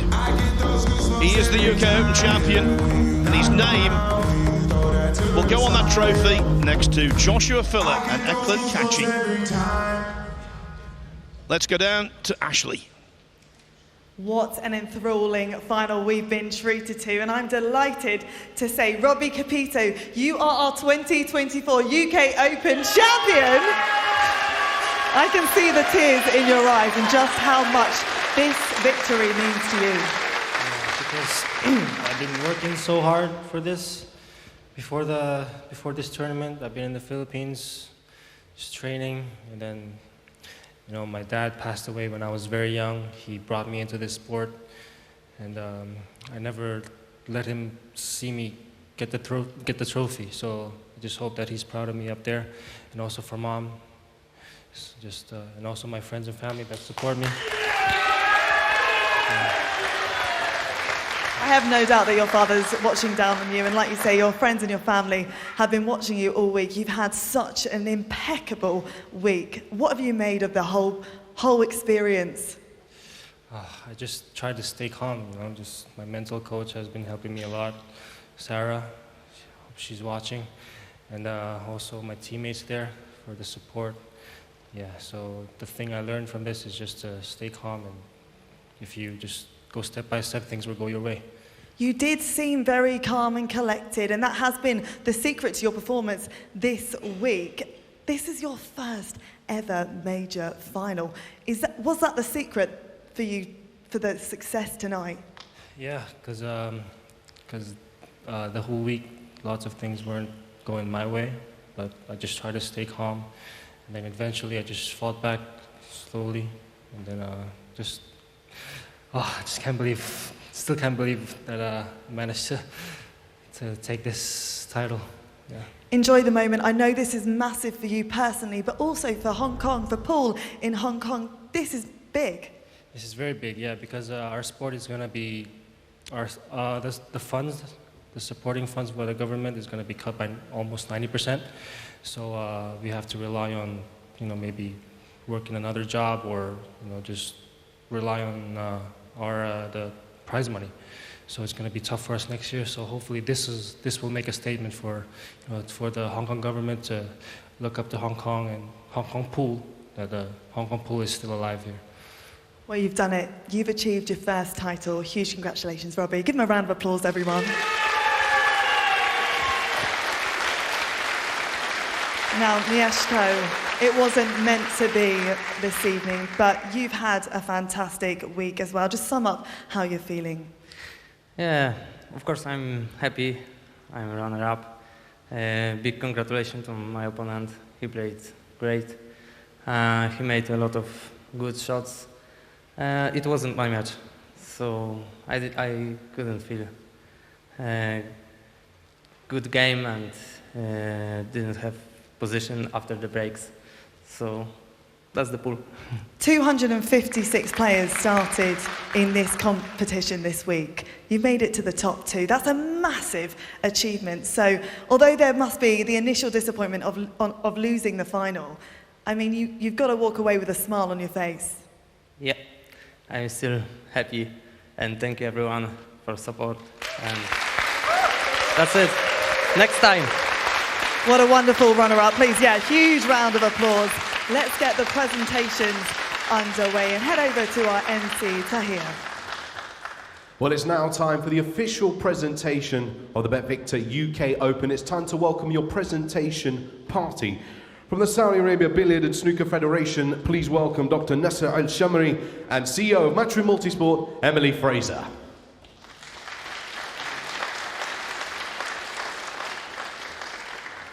Up first, we award this year's runner-up, the winner of $15,000. Please give it up and make some noise for the butcher, Mieszko Fortunski.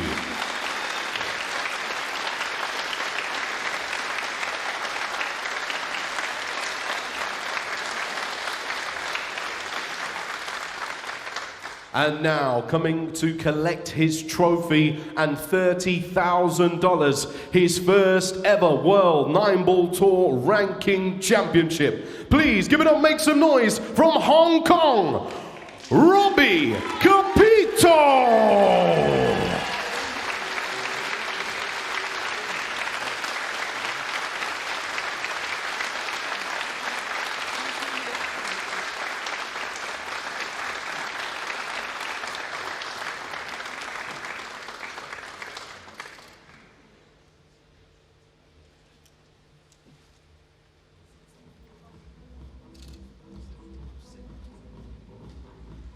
Let's hear it again for your champion, Robbie Capito.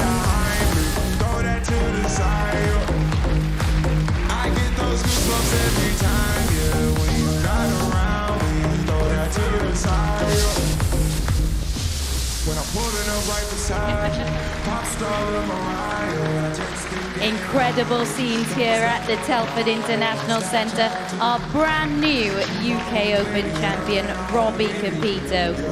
A dream win for the 22-year-old. As he said there, he's been playing since he was just 2 years of age, and he's now a major champion. You can see the tears in his eyes. He has just fulfilled a lifelong dream. In danger, as he just mentioned to Ashley there, of losing funding from the government back home in Hong Kong. How significant this could be in his career. A huge moment, and it could inspire great things back home, both for himself and for youngsters coming through. His temperament was absolutely incredible throughout the tournament, really. Yesterday, he got the better of Fedor Gorst and Joshua Filler en route to booking his spot in the final. And there, even in the final, Carl Boyce joins me now. Even in the final, his temperament throughout this tournament has been absolutely spectacular, hasn't it, Carl? Yeah, it has. I think that's what's won it him in the end. You know, he stayed focused. He stayed, you know, he stuck to his guns. You know, even when he was sat in his chair, he was just sat upright, focused. The way he glides around the table, you know, he never wandered. As where, if you look at some of the other players he's beat, sometimes it was the old head in the hand and a bit slumped. But you know what, a match, it wasn't the high standard, but it had all the drama. Yeah, it wasn't the highest standard, but he hit the ball with far more authority, and his cue ball control throughout this tournament was a little bit better. You play pool? No, a little bit. No, you're right, yeah, it was. I mean, obviously, Mieszko missed quite a few balls. He was pulling out the shots, a bit indecisive on some of the shot selections. But, you know, Robbie, he was hitting the ball a lot firmer. He was giving the pocket a chance because, you know, we've spoke about the pockets all week. He handled the slower cloth better. It's been a little slower this week. He's adapted the best, and he's won a big major. But even when he had a scratch, even when things weren't going his way, he put that to the back of his mind so quickly. That is so impressive. Still just 22 years of age as well. Yeah, exactly. You know, he's so young, just 22 years of age, and, you know, he's won a tournament like this, Matchroom